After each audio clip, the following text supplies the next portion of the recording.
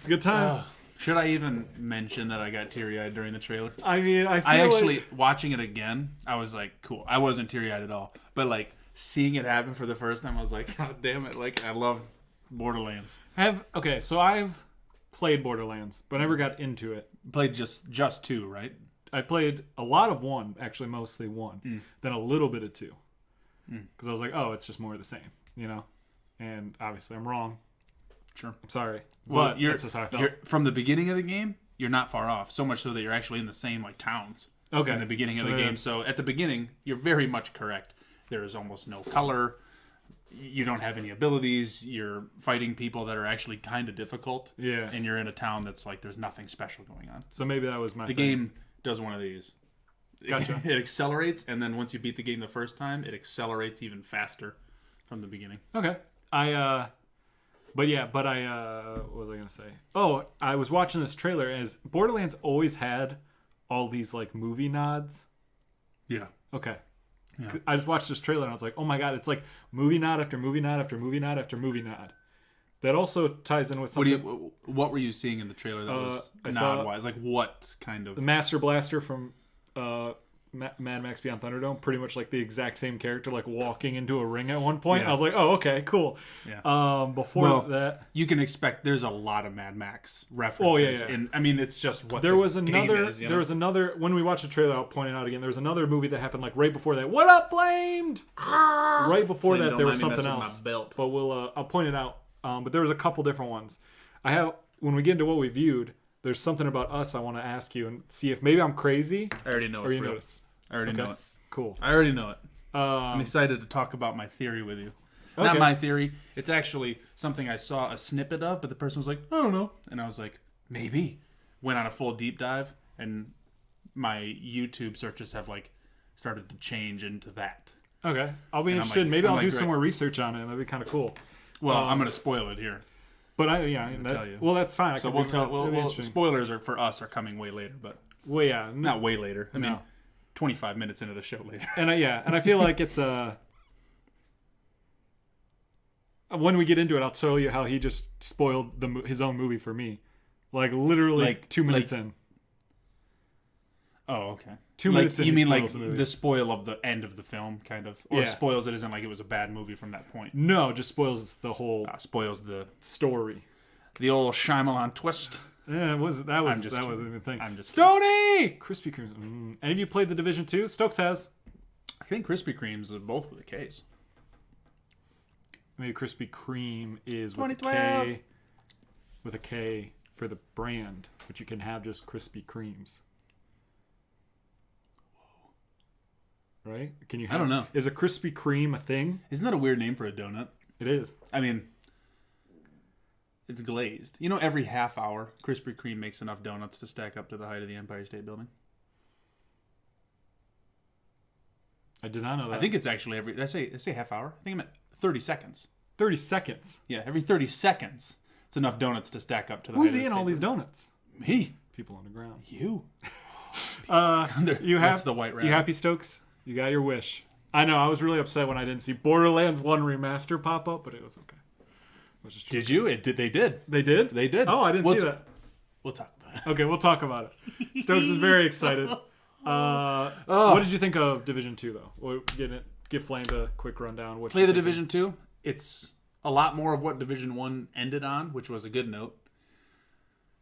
It's the right amount of grindy for those kinds of people like me who don't play only that game. I'm playing Apex. I'm playing Shadow of the Tomb Raider. I'm playing a lot of Apex. A lot. Scary amount. I've been playing a good amount of Apex. I actually, for the first time, switched from Pathfinder because of the champion score. And was going off as Octane. I was like, I love this character. Octane's the best. I haven't not played him as much, so I could play all the other characters and get their experience up. So I then go back to Octane every now and again when I'm like, I need a win. But yeah, it's funny. In my mind, I'm kind of like, do I even play anyone other than Octane and Pathfinder? Like, I think I could pace my time out enough. Those two, yeah. That I could do it back and forth. But it sounds silly, but I'm winning too much that my XP just goes. Like, my 25,000 just is like, it's like 6 games later. That's why I've stopped. Like, if I get close to the end, I'll try to win. But usually I just go in and I'm trying to break my record of 13 kills in a match. I want to get higher. There's a badge to get 20 kills in a match. So I've been trying to do that pretty hard. Isn't that wild? It's a third of the people in the match. Been trying pretty hard. I usually end up around 10. We got It sucks. the other day. It was me, Tim, and some third, and we got 21 kills Together? as a squad. Yeah, the third guy got 0. So it was just the two of us. I think it was 13 and 8, him and I. But 1,700 damage each. Something just wild. I had a match. The longbow has changed the game for me. I can't use the longbow. Well, the longbow's tough, but most of the reasons I have such low damage is because I'm being Pathfinder. I'm like, hey, let's go zip up to the top of that spot where no one will see us, and we'll wait. But we can wait there, and when you have a longbow, you can actually hit people from a distance, and that's what a lot of my damage is now, is just not downing people, just 1s and 2s here. 50 damage, because that's the base damage, and then you hit a headshot and you get the skull piercer, 130. You just see their shield explode. That's a fun time. I had a match. I had 5 kills, but 2,800 damage. Wild. That's wild. And we and my other 2 teammates only had like 2 or 3 kills. Like I would damage people so far that they would then they would be run away, or they would kill them, or then like other teams would come in. And it's just like I would damage. We'd have a fight between 4 teams, and I would damage every single other person. But like my team couldn't finish off really anybody except for the last couple. We talked about it on Monday. How that time I swung in as Pathfinder and landed in front of the kill or the shot that would have killed Troy, and I killed him. I've been filling that role a lot of like Troy's still on the longbow hitting him, and I'm just sprinting in there, and I just 1s and 2s just blast them with a peacekeeper, and I get more kills, less damage, but frankly, I don't give a fuck. Is that with Octane? With both, because I can just sprint in, drop a launch pad, and just Octane, I'll run and sprint, slide with a peacekeeper, and then they fall. I'm like, good, and then run to the next one.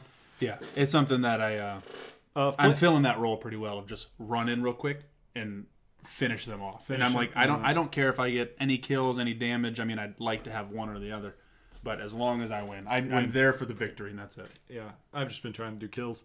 Flamed, I didn't play Firestorm because I don't have Battlefield 5. I have Battlefield 5, not on the Xbox, I ordered it on PC and PS4, but I got that for Shay. Battlefield kind of lost me after 4. It was 4, and then it went to 1. I didn't like 1 because of the guns. 4 was the launch with Xbox One, right? Which was Battlefield? With launch, like not launch, but like Battlefield 4 would have been that. It was the last like modern warfare style. Yeah. Because then they went to Hardline, right? Then they went to Hardline, which I didn't play, which was the cops and robbers. Yep. Then they went to 1, which was World War 1, which I didn't want, and then Battlefield 5, which was World War 2, which was better, but still just. I like the story mode of it more than the multiplayer, and the story mode didn't last. I beat it, so. You think there's games are ever going to get their like naming done right? Yeah, you got Battlefield like 2044 or 1944 or whatever, and then you got Battlefield Bad Company 1 and 2. Yeah, it's just. And then you've got, man, I can't even think of all the others. It's just crazy. Battlefield Modern Combat was one of them. Flame says Firestorm is amazing. So if you have Battlefield 5 and haven't tried out Firestorm, Flame says it's amazing. I haven't seen a bad review, unless it's someone who just doesn't like Battlefield, but that's what they whine about rather than the mechanics of Battle Royale. You're falling your own sword if that's like your. It's for Randy Pitchford came out for Borderlands 3 and was talking about how he's like, you guys want it to be one of those Battle Royale games? And they're like, boo! And he's like, yeah, they're fun, but that doesn't make any fucking sense for us. And it was just like, yeah! Everyone was like, thank God. Oh, fuck you, IGN guy that said it'd be good. Flames played 10 solo games and won 3. Jesus, it's a good percentage. It's a good percentage. Yeah. If you play Battlefield, maybe it's just don't get in a game with Flamed. Yeah. Unless you're squadding up. Squad goals. So, that was a good lull. I could have just went into the intro, but I thought I had something else to talk about, so we will just go into the intro. This is Pocket Change, show where we give you a penny for your thoughts within our 2 cents. We talk about things we like, things we dislike, and things we just can't ignore. That's Stokes. I'm Brent. You can watch live on twitch.tv/RealPixel every Monday and Wednesday at 6 p.m. Eastern usually. Today it's Thursday at 7 p.m. Eastern. Well, we moved it to get some news in that Stokes is very excited about. And it would have your excitement would have been dulled if we had waited till Monday to talk about it. So it would have been. It would have. I mean, not super dull, but you're not at this high that you are now. So plus, I saw a movie today, so I was able to talk about that, and so we moved it. But usually Monday and Wednesday. You had the day off today, yeah? I did. I pretty much did the morning Apex, then went to a movie, and then doing What this battle pass level are you? 34, 35, something there. You've been going hard. I've been going very hard. I've also like 16 levels, like player Yeah, levels. because I think I'm at like 41 or something, but Yeah. I started at 26. Yeah, So I've been going very hard on it. New Avengers is over 3 hours long. fuck yeah, it is. Make it 4 hours, dude. I don't care. I'll be there for. I feel like for 4 hours. give me a 5 hours with an intermission. I don't care. I'll be there. Do I have to watch Captain Marvel to get ready for Avengers? I'm not gonna. No, You probably don't have to. You don't have to, but I just like Captain Marvel and I like Brie Larson. I'll watch it, but I'm gonna wait till it comes out. So, but I'm excited for Avengers. Are you really? I'm Because it's going to be after Avengers. I mean, well, because at that point you're just watching it for funsies. yeah, because then I could just say I've seen them all. It's the last Are one. you going to buy it? Captain Marvel? No, I'll watch it once it's on. You'll something. rent it. Yeah, Oh, you'll if watch it's it on- like If later. it's like later. if it's on like Disney something Gotcha. or whatever. But Yeah, there's really nothing. I mean, you could probably just YouTube because it doesn't affect the story, but there's pieces in there that you're like, oh, that makes sense. Like, okay, I can see how this became Which is that. And kinda it's also why I kind of like, wanna- oh, that's funny. It ties everything together. which is kind of why I want to watch it after Avengers. Because it just ties everything. It's like it's almost like the well, if it's you got finish the nothing series- about the end, Right, but There's you no like foreshadowing. it's less like you finish the book series and then they come out with like one more book that took place in the middle of the books. It's always interesting to go back into that world and like dive and be like, oh, this is where all the connections were and stuff. I'm already done with the series. I don't have to get pumped for another series. But why I'm excited for Avengers is because it's coming out and I'm going to be in Colorado at that point. Oh, you got tickets? Not yet because they're not on sale. But there's 3 different... No. To Colorado. Oh, to Colorado, yes. Yeah. I don't have tickets for Avengers Yeah, because they're not on sale. They're not on sale, yeah. But there's 3 different Alamo theaters in the Denver area. So I will be going to the Alamo to see this movie, That's and I'm awesome. very excited. That's a good way to see it, is via the Alamo. Yes. So is that it? So is that new Spider-Man coming out after Avengers? Yeah, I think it's like Yes. July. We don't know when the It's that story new takes Myster- place, It's that though. new Mysterio movie.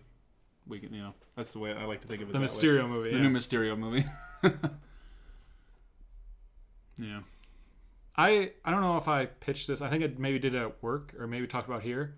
I think I talked about here how what if that movie takes place in an alternate dimension? Yeah, Yeah. you did. Yeah, because I would be A-okay with that. Because right now I it would still like seems so Spider-Man weird. to stay dead and the rest of the crew. All of them stay dead? I mean, really, it doesn't Yeah, matter. It doesn't kinda. really matter. Yeah, who cares? You know? I mean, maybe you bring them back, they die again. I mean, it's tough because I don't want them to like lose. But I hate to see them go away and have it be a heavy moment and then see them just like, I know they're coming back. Pop It's back like, into it's existence. just like, fuck. Because then the only person that died in that movie was Loki, which was like Is he in going an to? instant. Was in an instant. Is he? I mean, because the other thing is the whole Soul Stone. Apparently everyone's trapped in the Soul Stone. So it's like if you break that free, then Gamora's out too. Mm-hmm. Which means that the only death we had was Loki and Heimdall. Heimdall's dead. I don't think Loki's dead. Well, if Loki comes back to life, he's going to have 15 seconds in the movie, and then they're giving him a Disney streaming show, which I don't give a fuck. So Yeah. I would. But if he comes back to life, then the only person who died throughout this whole thing was Heimdall. No, Quicksilver, and his death doesn't make any sense because he's faster than a bullet and he gets shot. I meant the Infinity War. Well, you know what? They killed him in the way. They had to kill him so that what's his name? Fucking Evan Peters Yeah. could be the Quicksilver in the movies that are failing. Oh yeah, Brent, how did you get on with the stream on Friday after I left? You beat him? I did beat him, Stony. So I talked about it a little last time. Sekiro, you can't play it like Dark Souls, or you're gonna get your ass beat. But I did beat him, and I got past him, and I beat the first boss on stream. And then since then, I've beaten 2 more mini bosses, and I got to a guy that terrors you, and I haven't played it Oh yeah. since. Beat Kingdom Hearts for the love of God. I need to beat Kingdom Hearts. You know, it's funny. I've already thinking like, man, because they didn't. It's not in the trailer. It's not anything like that for Borderlands 3. But they're like, hey, we're gonna give you a little bit more news April 4th or something. I forget the day. But I'm already like waiting. Like, when is this coming out? Because I'm gonna take like a week off. I'm just like, how am I gonna fit this in? You know what I mean? Where am I gonna fit this into the timeline of the budget? Yeah. I can't believe they didn't do a date. But I'm just like, when is my... Well, they didn't do an official date because it is still a ways away. But the... not Gearbox. I think Take-Two, like a representative from Take-Two, said that they're aiming for this fiscal year, which ends next April. The beginning of next April. Jeez. So, within a year.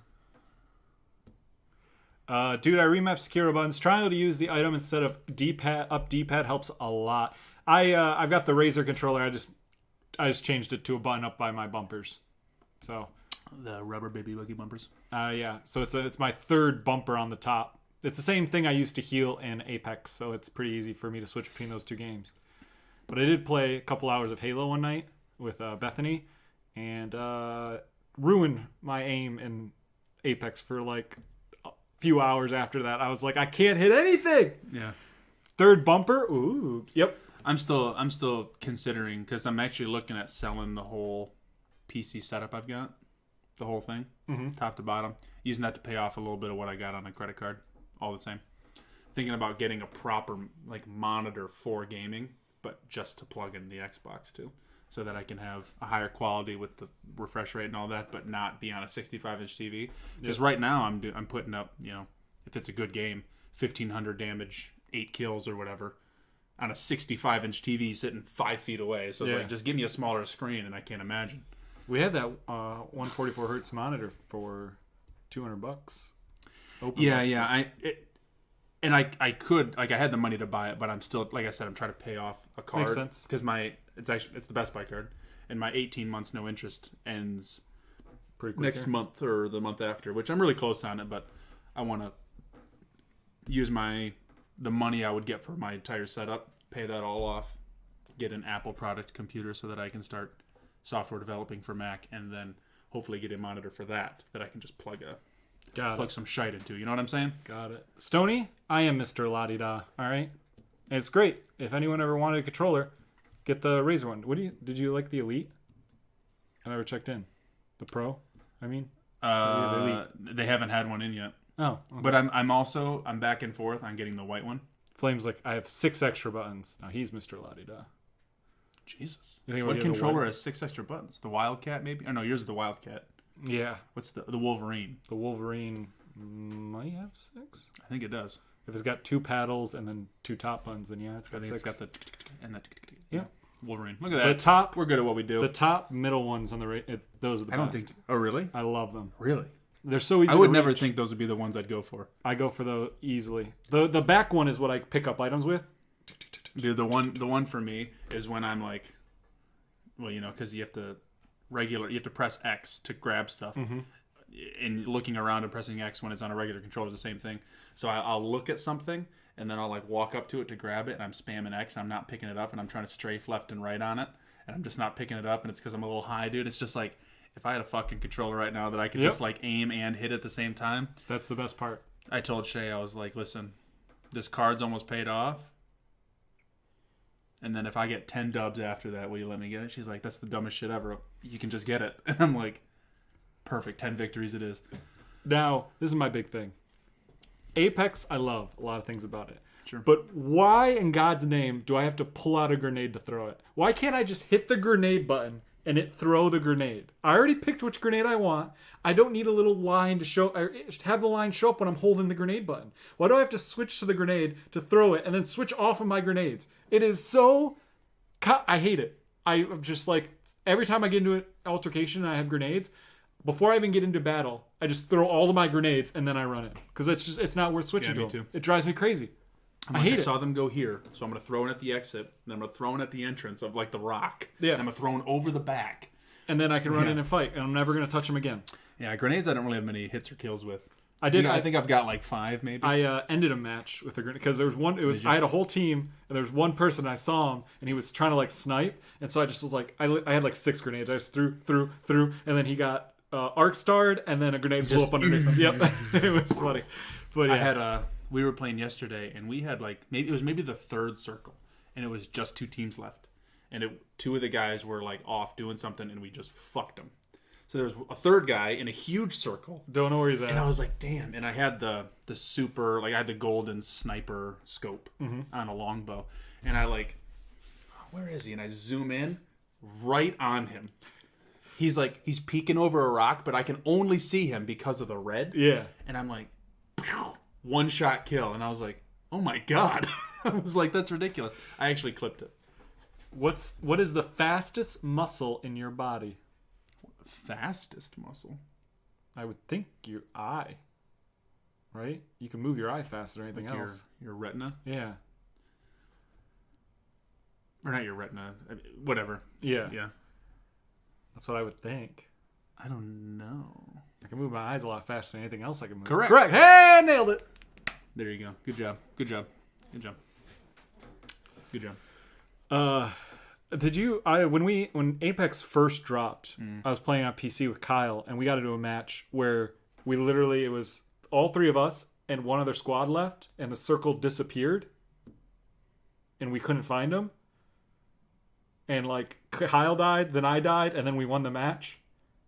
It was on stream. It was a thing where later on we played a little bit more, and we think that we were playing a Pathfinder, and he had ziplined into a tree because we were in the swamps.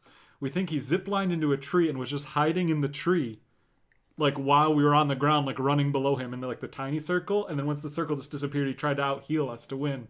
We couldn't find him. Amazing. But yeah, that is like literally the second day the game was out, we were doing that. You were like, it was like, what the hell? Fuck? We're like, is it a glitch? What's happening? Couldn't figure it out. Ooh, I have run into a lot more lag spikes. Not like me too. Like where slow-mo though. Well, that happens. Dude, it's so fun when you're in slow-mo and you actually get to shoot someone because you just don't miss. Yeah. It's just headshot, and you're like, that poor fucking guy. I'm playing. My I'm thing seeing is, the Matrix. I've seen where I'm fighting him right, and then their character jumps and he freezes, but I'm still moving, and I'm like, I am not in the world. I've never had that happen. Really? I'm like, I'm not in the world with them, and then all of a sudden the world hits, and I'm almost dead, and then I die because they've been shooting at me the whole time, and I have not been there. Yeah, I've never had that happen. I've had it I've had a handful of times. Going super fast and then slow, and then you're almost like galloping through the no. world. But I've never had it's longer. proper lag it's probably like 2 seconds because I have enough time to go, oh no, and then I go what, and then I'm dead because I'm like, oh no, I'm getting kicked from the game, but then I'm get back in the game and I'm dead already. Yeah. So it's awful. No fun. But anyway, let's get into what we viewed in review. You wrote down Bad Times at the El Royale. You saw it? Did you watch that movie? I have not. No. It's on sale on the Apple TV for $10, and Shay really wanted to watch it. And Hokie had just watched it the night before, recommended it to me, watched it last night. Great movie. Oh, really? It was very good. I've heard is bad things.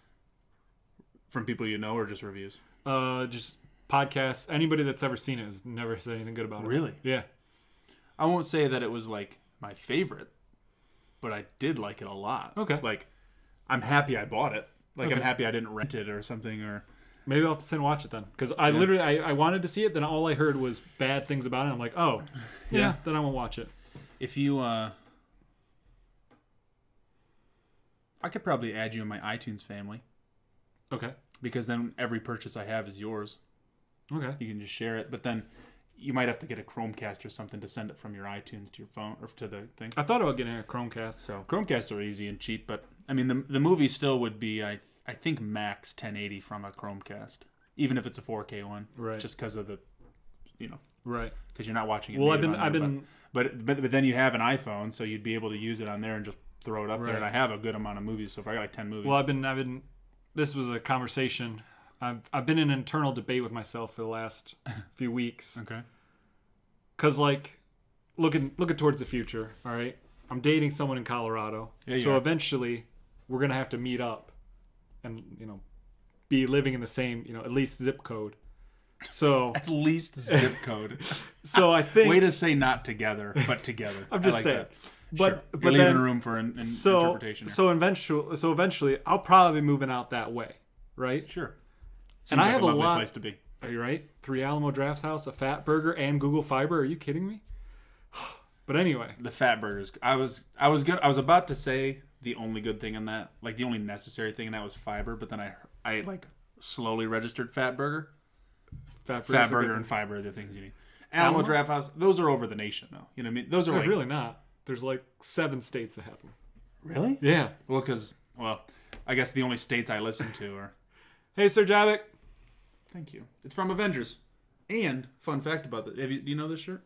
Robert Downey Jr. wears it in the original Avengers. Right. But it was made by this company. I think you can see it on the tag. What's it say? Broken Arrow, I think is the name. Yeah, or Bow Arrow. I think that's what it said.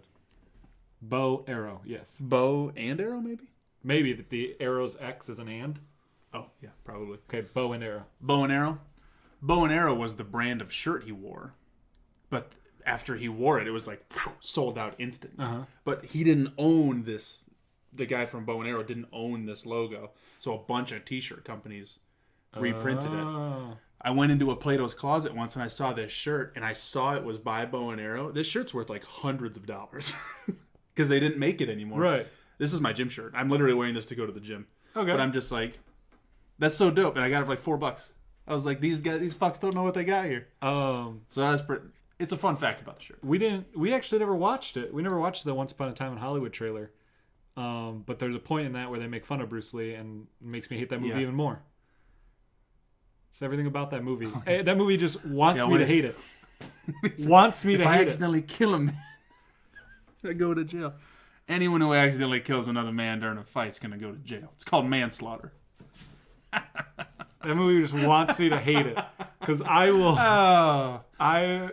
It's so funny because he's just sitting there like chill, just drinking something. Yeah. It's called manslaughter. Great. Hate it. We'll see. Maybe there's a little more of that than me. Maybe. What if that happens? Bruce Lee just kicks his ass. If Bruce Lee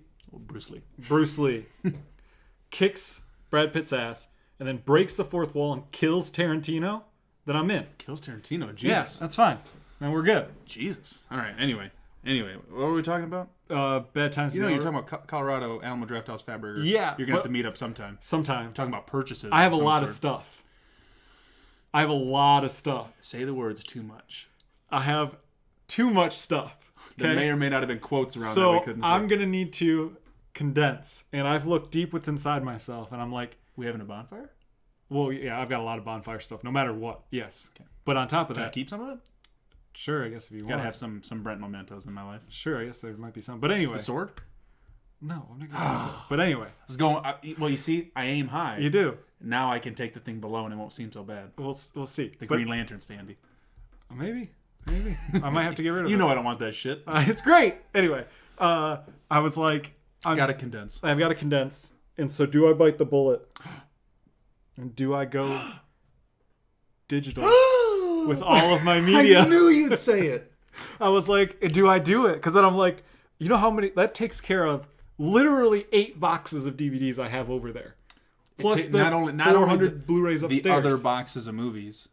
The shelving. The shelving. And so much stuff would be taken care of. But then I'm like... Because then I could be like, all right. Because I still don't believe... I mean, no matter what Google promises, you're not going to stream 4K the same way you can do with physical media. Unless I got Google Fiber, then maybe I can. Who knows? But anyway... The fucking difference but even then, staggering. But even then, I'm like... My 4K movies are like maybe 20. I have 20 4K. Yeah, maybe. Sure, maybe. Too. So then I'm thinking like... I could digitize the rest of my movies and still have them. And that saves 1080 so guaranteed much. Exactly. Via fiber, 100%. But that's when I decided what I want for an app or a computer thing is I want an app where I can put my movies digitally, but then when I click on a movie, it literally takes me to like the DVD menu. So that I can go to all the special features and have everything that is on a DVD just digitally. Why doesn't that exist? Why what up, Cole? Hey, how's Cole. it going? We're daydreaming over here again. Why isn't that a thing? Now Alex says on Plex you can have funny? Everything. I can't. It's not literally the same menu. However, any movie you buy that had special features of any sort on iTunes, when you load it, it has play, cast, and crew, and then deleted scenes, extras, different languages, theatrical cut. But now what? But it has all of those, and you select it, and it gives you the whole list of extras. Now, do we know which like version that comes from? Because there's like movies that got like different versions and different things came with it, and blah blah blah blah. Well, I think because it depends on the movie, of course. Like Blade Runner, for instance, there's no way to know. Right. But Shay fell in love with her all over again yesterday. I was asking what 4K movie should we buy to watch, and I showed her Kong Skull Island because that's also one that's on sale for $10 for 4K. Ooh, I know, but that was on there, and she's like, "I love the King Kong from 2000, whatever." Mm-hmm.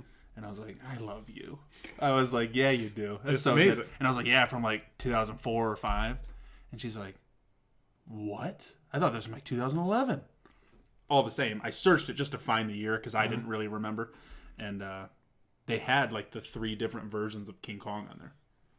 Oh, because you can buy. I think it was actually just two versions. probably like the director's cut and the normal. Yeah. Because I was thinking, because like I mean, So I've got the 3-disc edition of Halloween, so I've got that behind the scenes thing. You know. the Rob Zombie I should Halloween. look at that. So I'm like, which one? Because if it came with exactly. that. So that's a good question. So that's But the one but thing what's holding really me back nice right now. is on the menus it doesn't show you, but you can go to the actual iTunes thing and it'll say iTunes and it'll say plus extras if it has those, and you can look at the extras. I should look and see if if the Halloween has that, I can almost guarantee that they have a compilation of all of the different things. Because there's certain things, like certain ones I won't get rid of, because like I have like a special edition of the first Iron Man movie on DVD where it's the actual Iron Man mask that opens up and has the disc. I know it. So I stuff know. like that. So like I won't get rid of those. I have a but- $200 copy of The Dark Knight Rises. what is that? Is it the? Why is it $200? Well, because it comes with a statue of it's a ceramic statue of the mask shattered on the ground. Gotcha. After he busts it and drops it in the aqueduct there, and then it comes with the Blu-ray, the huge 3 hours of extra Right. content, and then the DVD. I haven't opened it. Now, So, Alec just did tell keeping me that that one you locked can put all the special features on Plex, but the problem is when you rip those, I didn't know you could. it doesn't label those special features. It just has them as special, whatever 1, whatever 2, whatever. So you don't know what special feature you have to go in and physically label everything and do all that. And also, Plex has always been. I would me. be okay with that if, like you, I didn't have 400 Blu-rays. Yeah, exactly. Yikes! But you know what's funny? Hokey is actually in the process of digitizing all of his stuff and putting it on a Plex, and he bought the NAS system and all these different things that I'm actually looking at giving him all my movies to digitize, and then we're going to share Plex. But it's funny because he was like, this was just a couple days ago. He was like, I'm about to finish digitizing all my movies, or I'm gonna go through them, or I'm gonna start or something. And he's like, I'm probably just gonna give Brent my 700 movies or whatever. It's actually more like 150 Blu-rays. Right. And I was like, don't fucking do that, dude. Brent's got no room for those. Not only that, but all the movies you have, he probably has, at least half of those same movies. Right. Like it'll be duplicates. And I was like, maybe I'll just give you mine, and then we'll collectively sell all of our films, and then just split. That was the other thing, too, is if I could, if we could do that, that'd be cool. But it's tough because in a perfect world, I've seen this before. I saw someone make like a $800,000 home movie theater system or whatever. Right. I would have like the big screen, the big this and that, but I would have a full room dedicated to just media. Yeah. And I'm like, that dream is quickly fading, not because it's not possible, because I'm starting to not care as much. Right. I actually text Toki because I told him, hey, we getting Borderlands, so we doing Borderlands with Kona. So it's yesterday, and I was like, it's $15 at GameStop. Go price match it at Best Buy. Use my rewards, whatever. And he's like, nah, I'm digital boy. And I was like, damn, I forgot that's a thing. Like I forgot that people are digital. Like people are digital and not I prefer this or that. They're like, nah, I just buy digital now. But I'm like, damn. This has all started because I was like the point where I was like, I'm gonna diverge, and I'm still on the fence, but I made the first step into digital. About Sekiro, digital, not physical. Fucking don't remind me, dude. And I'm like, don't remind me. Hey, still a little angry about that. What? I want to play the fucking game, Brent, and I just want to borrow it from you. I got upstairs. You want to play it real quick? Make your Xbox my home Xbox, or do that whole thing. I have that because I have 2 Xboxes. I have that with Shay, so that we can play the Division. We'll just switch it, and then just switch it back when you're done with Sekiro, because you're gonna play it for 20 minutes and be done. I've only got 2 Switches left. There you go. There's your 2. You only get 2 Switches. And what do you mean? How do you only got 2 Switches left? The year just started. It switches every year. You get 3 new Switches every year. 3 total? Yeah. Well, my Xbox One X was mine, and then I switched it. Oh, okay. To Shay's. I don't know why I made it my home PS4 or home Xbox on the One X. I knew she was keeping hers, so it was my bad. I still but anyway, switched. You got 2 Switches, and then you make it a year, and then you can, if you need it again. I'm just saying. I didn't know that. But I didn't know it was yearly because you know what? Because I've done it a lot of times. You know, Brett, we talked about this before. This was like in the summer, fucking years ago, off camera, when you got your 10-year anniversary or whatever for Xbox. Yeah. I just looked today, and I actually did find it. Mm-hmm. 7 years, and I'm like, fuck off, 7 years. What are you talking about? I can like, I've been playing Borderlands for 7 years. Yeah. On the Xbox on the same account. What the fuck? I think. And that's where I'm just like, maybe it's because I broke gold. Like, I've only been 7 years worth of having gold or something, but I don't know. You can't just sign into an account and download it. Don't have an Xbox. I could, but then it would be locked. Like, you could make my Xbox your home. Right. Download it, switch it, but then I wouldn't be playable. You sure? Pretty sure. I mean, on PlayStation, it has the lock symbol on it. Well, if that happens. PlayStation doesn't know what the fuck they're doing. All right. I think for those purposes, PlayStation knows what they're doing. You know how PlayStation's we're not like, breaking the PlayStation system. did that thing where they're like, this is how you share a game on PlayStation. Xbox didn't say it to everybody, but they're like, it's way easier in ours because you'll just let you share. Cause me and Alec, I don't know how the Xboxes are all set up currently, but me and Alec, if there's a game on either Xbox, we both have it. It doesn't matter. On my other Xbox too. All three Xboxes all have the same games. Just conjungle doesn't matter who together. buys it. Conjungle. They all have it. It just is how it works. Hey, don't hate on PlayStation. Cole, You're at the wrong fucking stream if you don't like. I'll be the PlayStation. What? I'm the shooter Playboy? out here. Playboy. Fuck. Oh. PlayStation Defender? advocate. Advocate's the word I'm looking for. He's the Xbox advocate. Although Xbox, the people's champ right now. It's Xbox, undeniable. The people's champ. Undeniable. Hey, Cole, how about you go buy a 4K Blu-ray in that PlayStation and see what it does for you, huh? Huh? Nothing. Cole likes playing. I will say, I went back to play Apex with just a buddy for a couple matches on PlayStation. Yeah. Dude, switching back to the PS controller, it was like, this is fucking hard. And then after playing there for maybe like 2 hours, I switched back to the Xbox, and I was like, this is fucking hard. Like, I could not switch. Like, It's hard. I wish that, I mean, because both consoles won't let you, that I could just take a controller and have it on both. Oh my God. Because then I could just have it forever. I'm going to switch back to PlayStation for some games, and obviously Xbox for others, for almost all the others. I wish there was a system out there. Because I would pay $60. $150, right? I'd pay $150 for a single controller that just worked on every system. Give each company $50, just like I bought a controller from them. But now I can use this controller on all of them. Yeah, and then you could just get used to it, know it, love it, wear your fingers into the back. Exactly. You know what I mean? Get molded Exactly. into your shape. I don't understand. You gotta dip it I in know. boiling I know water. the companies need their money. Charge me enough where they all get their money and give me my controller, because then I would be done. Oh my God. You gotta dip it in boiling water, and then dunk it in cool, and then grip it real hard, and then suck the juice out, Like a mouthpiece. and then boom, it's yours. Is it not just sign back in an account to play it? If Stadia is the future, thank God they have symmetrical sticks. That's the one thing I'll give Xbox over PlayStation. I like people hate on the ribs of the PlayStation. You slip it off. Oh, I personally, and I get it. I really do, because they're soft. They're baby soft, and the Xbox ones are like little like grippies. They grab you. The thumbsticks on that are great. I like offset more. I think. I'm not 100% certain. I could probably play it.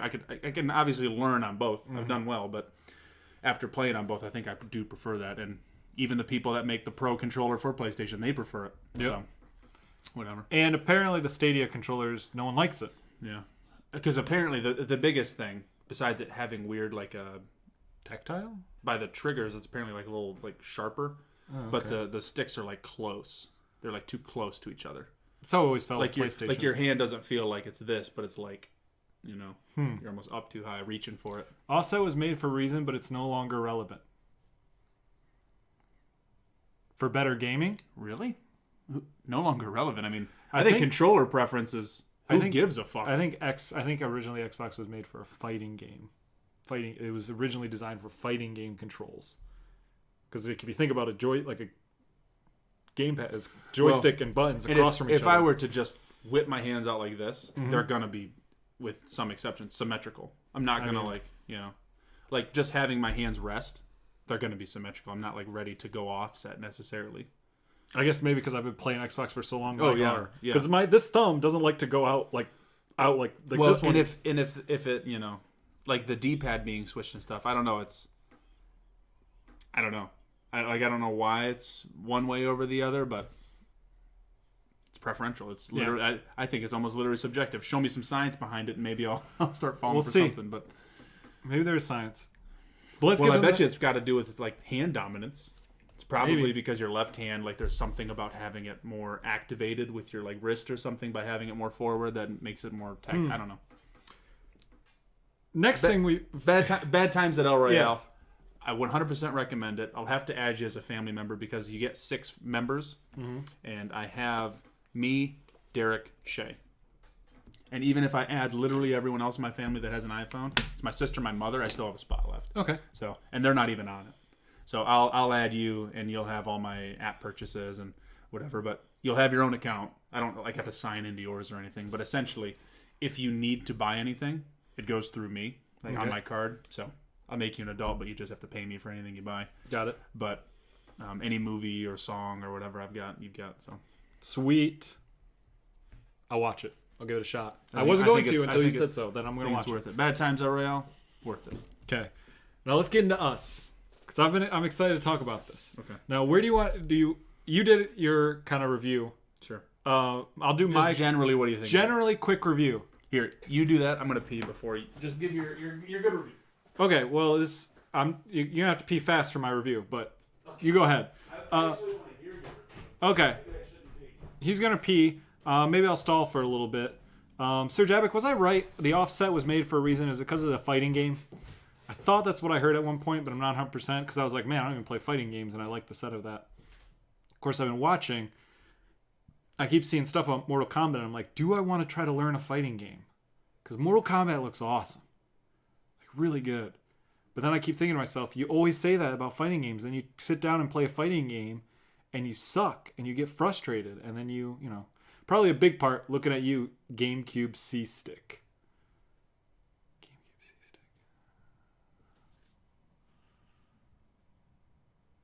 Huh. Interesting. Never thought about that. I never really used this. I mean, I guess you did use a C-Stick for... I don't know.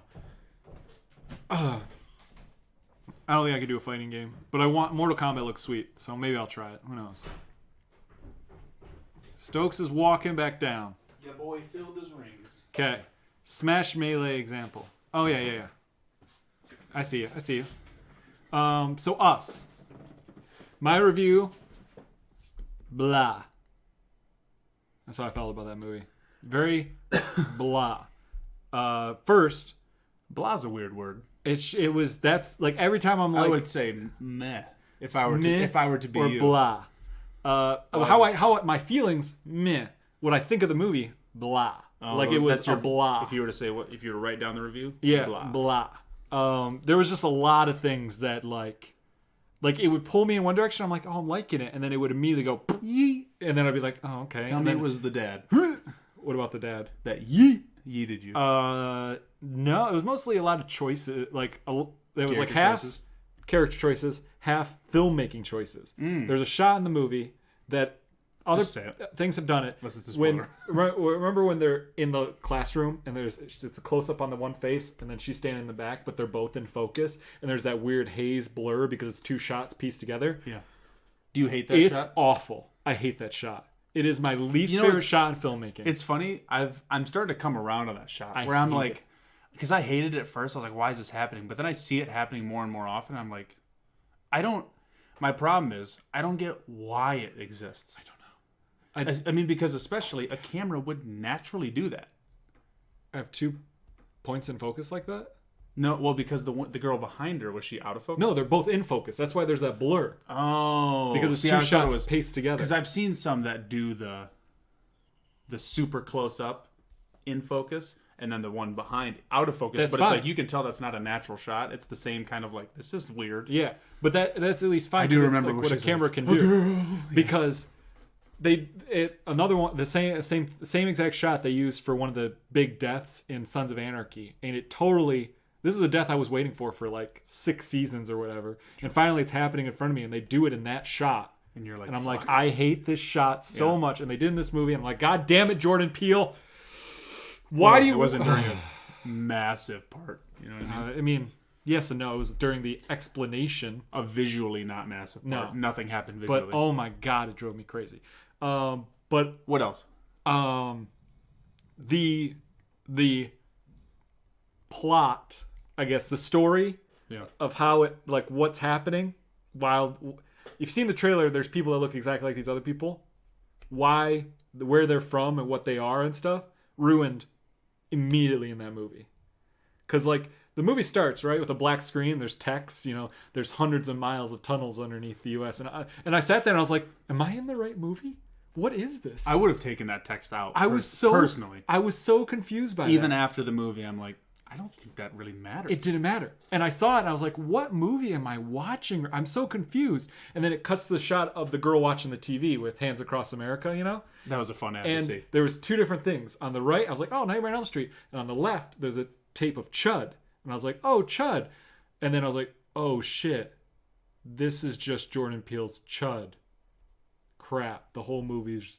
Okay, I know where they're going now. Like, I, immediately, because of the tunnels and that, and I was like, oh, I know this movie now. Yeah. And so immediately he spoils his own movie. There's another movie in there that was next to Nightmare on Elm Street, I noticed.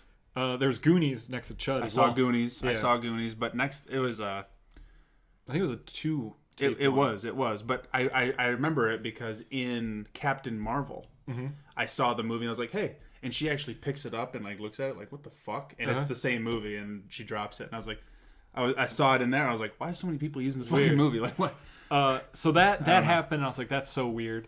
But overall, it was just a blah. I'm like, I never felt scared, because anytime there was a moment to be scared, I feel like they ruined it. Like, there's the initial part when they interact, and I was like, oh, it's getting intense. Yeah, I think one of the coolest moments of the same thing I like in Hereditary, where it's almost like sensory fear rather than oh my god, she's gonna die, was the or whatever, and then she does this, and they all just it makes the noise, and one person just fucking sprints into the woods, the other one crawls into the trees, and then the guy just starts walking forward. I was like, that's freaky as fuck. That was cool because it was the the noise that I like. Jordan Peele's audio choices a lot. Yeah. And then so overall, I'm watching the movie, and then certain thing, it did a thing again where I feel like it's just gonna be a Jordan Peele thing for me. Is he has things happen that are so just I think easy writing choices. You know what I mean? The big thing is with the boat motor. I was like, that's just an easy ex machina, whatever. There, okay, now I see what you did with it. Cool. And then the fact where they sometimes control through the tether and sometimes don't. That's what I told you. I'm just remember, I was like, I think I said they break rules that I don't get. Yeah. I'm like, so one of them walks another one straight to death, and I'm like, can they do that? Exactly. I was so confused because it's tough because the dad, and then Abraham or whatever was like, yeah, and then he does it, and then he does it. And I'm like, I thought it was them trying to become them, learning, but it was because there's this tether or something. I don't know. That's where I was saying you can see how, because I think I said this in my last review, was that the symbolism drives the narrative rather than the narrative driving home symbolism. Yeah. You know what I'm saying? Where it's choices in the movie are made that focus more on the allegory, that make the allegory work rather than the story work. The story almost loses its reputation and reputability and accountability because the symbolism is focused on. And that's where I was like, I don't think I like that. I feel like the symbolism either was super obvious or just missing the mark every time he tried to do it, and the M. Night twist doesn't matter and only causes more problems for me. Did you like the shot where they're walking on the beach and their shadows are super prominent though? Probably didn't even notice. No. Well, it's in the trailer. I will say, although the trailer spoils the movie, which I was like, after I saw the movie, I watched the trailer because I was like, now I can finally see the trailer because I've heard that it's actually pretty good. And they did the spoiler at the end, and I was like, I would have not forgotten that. That's a big fucking shot in this movie. If I would have remembered that shot happening in the beginning, not seeing it happen, I would have been like, my god, that's the twist that everyone's raving about. What's the? Oh yeah. The Yeah. And I was like, I would have known right away. Like, not maybe from the trailer. I would have been like, oh, that's the movie. I would have watched the beginning of the film and been like, well, that's that. That's a guarantee that that's what happened. Like, I know that now. The only thing is, but the trailer after the fact is truly good. I thought when I saw it happen, like I saw the trailer, I saw the scene happen, and then it didn't show it. I was like, oh, I wonder if we're gonna deal with adult her, and she's gonna have flashbacks and have like it's gonna be one of those like trippy dream sequences, because it was so fast. Big fan of trippy dream sequences. But did you see the trailer? I did, yeah. And really the twist. Mind watching it again. The twist wasn't it like by the end of the movie it's like so obvious. There's like a sequence of shots where they like explain to you what's really going on. I was like, yeah, we didn't. If other people needed this is a problem. I won't say we, but they did. Because I remember one of the biggest critiques that exists now for horror movies is what they call like the psycho ending. Yeah. Where they have to explain to you what multiple personality disorder is and what it can mean, and it goes on forever. For Psycho, it made more sense because no one knew what the fuck that was. Right. So they were like, wait a minute, what? Plus, film going was very different in 1959. Yes. We're past that now, but people are still giving us these explanations at the end, and I'm like, when someone's like, I don't want to tell you what my movie means. Right. But, like, not to say Jordan Peele did that, because he kind of did. He did. I want it to be the other, the group, the this, or that, whatever. But when they do that, but then they double down and explain the movie, I'm like, that's why when I saw the review that compared it, not in terms of story or quality per se, but they were like, this movie's going to keep you thinking, and have theories and this and that, like The Shining. I was like, how? They gave you the ending. They tell you everything. Everything. And the one thing that I can think about that's a cinematic trope I forget the name of, but the Inception top at the end where it's like it wobbles and you're like, oh, wait a minute. Yeah. Or in the end of The Shining where you think you can like, okay, the ghosts were real, he was always here, whatever. You can try to piece it together, but at the end there's a photo of him from the 20s he's in the shot and you're like, what the what you just don't know, That didn't happen in this movie. It didn't. We'll talk about it because I do have a pretty fun theory that's like that would make the movie more fun, and I would like to watch it with that perspective. But I think the big thing and this is the problem is that people somehow the majority audience out there still wants those explanations because movies that they're don't the give same you that, people that watch trailers and like that didn't tell me enough, and I'm like, good, yeah, but because M. Night in his early days wouldn't tell you everything, He would hide a lot, and like he wouldn't explain it all for you. He would show you enough so you know, and then there you go. But then people got like mad at him and for it, like in his later like Village and Lady in the Water and all that stuff. He didn't spill it all out for you, but then people were like, it's too confusing or it's dumb or it's lame or whatever. So now his newer movies, he does explain a lot, and people are liking them better, which is dumb. Or movies like Enemy that literally doesn't explain anything and is only good. Did he do Enemy? No, he didn't. I was like, what the totally fuck? Different movie. Jake Gyllenhaal. Okay, if you watch that movie and you understand what happened, it's brilliant. But they don't explain it. So, and even if people ask him, what is it about? He's like, if you didn't get it, you're not going to get it. I'm not going to explain it to you. And that's why that movie didn't go anywhere. No one really watched a lot of it because people didn't understand it. But man, if you get to the end and you know what it all means, it's like mind blowing. And that's what I want. But these movies just explain it overall. I'd like to watch it then. Was it good? Enemy? It's very good.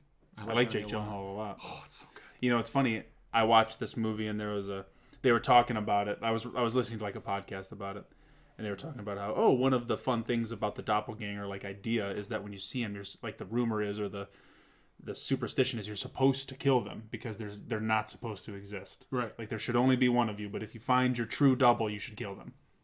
And I thought that was I was like, oh. And then I thought to Enemy right away, and I was like, I never did watch that. You should watch it, and if you want like true well done symbolism and they don't explain it, Enemy is so good. Good. Loved it. But I don't want to spoil it, but the ending twist. Give the spoiler cast. We can't do. We're live. We can't do spoiler on live. Sure we can. Can we do it live? Yeah. What do we do? One of these? Well, we should have like a word that says spoilers up, and then people can mute it, and then they can unmute it. We'll do like. Maybe here's what we'll do. What are you spoiling? Here. The ending.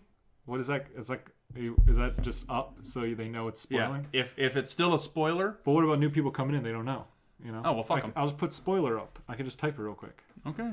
Okay. We're spoiling the end, quote unquote, twist of Us.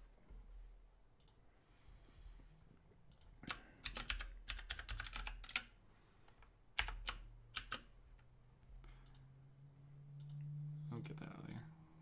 Bold it up. Bold it. Let's get some red in here. Ooh, red. Good call. Good call.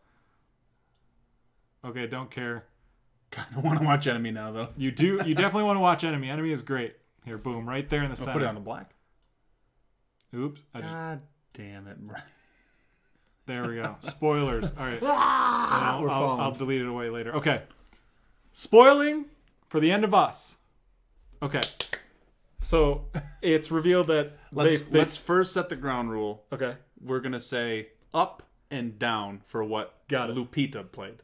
Got it. So there's Up, who is truly the girl in the tether beginning. that comes up. They switch places. Red, who's the one from the down, is the real Adelaide with switched. the candy but apple. we'll call her down. Okay. Okay. So down. Yeah. My biggest thing is I see that and I'm like, why didn't she just leave? That's what everyone has said. Like, you dragged her down there, and Up, she made it out. She was she just walk wandered. Out. Yeah. Dragged the other one in. You just walk out. And it was like, she can speak, she can dance, she's obviously conscious enough, she has all these things, but and she's the leader of these people because she's the only one who can do these things. Right. Why didn't she just leave? Why doesn't she just leave? It's tough because I'm in my mind, I'm like, that can be, I can dismiss that. How? It's like that's the whole plot. It's part of the whole symbolism allegory serving the movie. Okay. That, like, because I could say that the only thing that led Up out was the fact that God, the lightning, wanted them to meet. So when she wandered to the beach, her tether wandered to the beach. But they actually met for real. Now, that's a badass Jackie Chan shirt you got there. I'm kidding. Yes, I am. Very good. Now, here's the thing with that. We're spoiling Us, Justin, by the way. Yes, Justin, we're spoiling the end of Us. Now, here's my other problem with that is why did Up, why was she not evil anymore? Because she's obviously evil. Yeah, she straight was like, fuck it, you're going down. Yeah. Not like, get me out of here. And then she shows her in the car, and she's just like, and she's like smiling. Sporkum. Why? I watched the first season though and liked it. It made my eyes sweat though. This Is Us? Not This Is Us. Us. Us. The horror film. Jordan Peele's Us. And oh. So like why was my eyes sweat? Okay. Nope. So why wasn't she evil? Are they not actually like contingently evil? Fuck. And on top of that, if she was so scared, she could have even choked her out and just let her be there and then gone home with the parents or like could have been found. And on top of all that, what does it matter at the end? If Up is truly good now, I guess if she was never bad, who knows? They're just humans or whatever. Sure. She's still the one that married the guy, still the one that the kid still is the same person. So why is the kid all like, I don't know if I can trust you. Why is he all freaking out? I don't understand. The twist doesn't. Talking about Jason? Yeah, the twist doesn't make any. It's pointless. Well, what's tough is like the first time. When's the first time he gives that look? They're like, oh shit, and just bails. When she is stabbing the girl on the floor with scissors. Stabbing the twin. Yeah, but in there she has like audio of one of the tethered. The grunting or whatever, or whatever, which fucking is another problem. Okay, they're tethered. They're tethered, which means these people can tether to learn ballet and do all these other things, but they can't tether to learn how to talk. I don't think they learn though. I think they only like do. They can't just talk. Like this, like because it's like it seems to be very physical. But like literally everything everybody does is talking mostly. Like we are constantly communicating. I like to think though that they didn't learn the language, but they have language. You know what I mean? They have like howler monkey language, sure, but they have language. I like to think. Because if we're going with an allegory of sorts, the people who are the below us or whatever, The chud. Yeah, the chud. They, if we're fitting it in with today's kind of context, that could be the, because Jordan Peele was even like talking about doing this or that, or building walls, being a little on the nose. Yeah. All the same as like maybe that's saying like how we view their language is less than ours and is caveman and is this or whatever. So it's like I can lean to that too. Like the language doesn't bother me. I also think that language is what gives Adelaide, that gives Down power. That's what like allows her to lead people, is that she has language. For some reason, but it's just crappy. Is it because she language- was choked? Yeah, probably crushed something and she didn't get healed. Okay. Or it could be someone who developed language, not using it enough and only eating rabbits and listening to howlers and learning howls.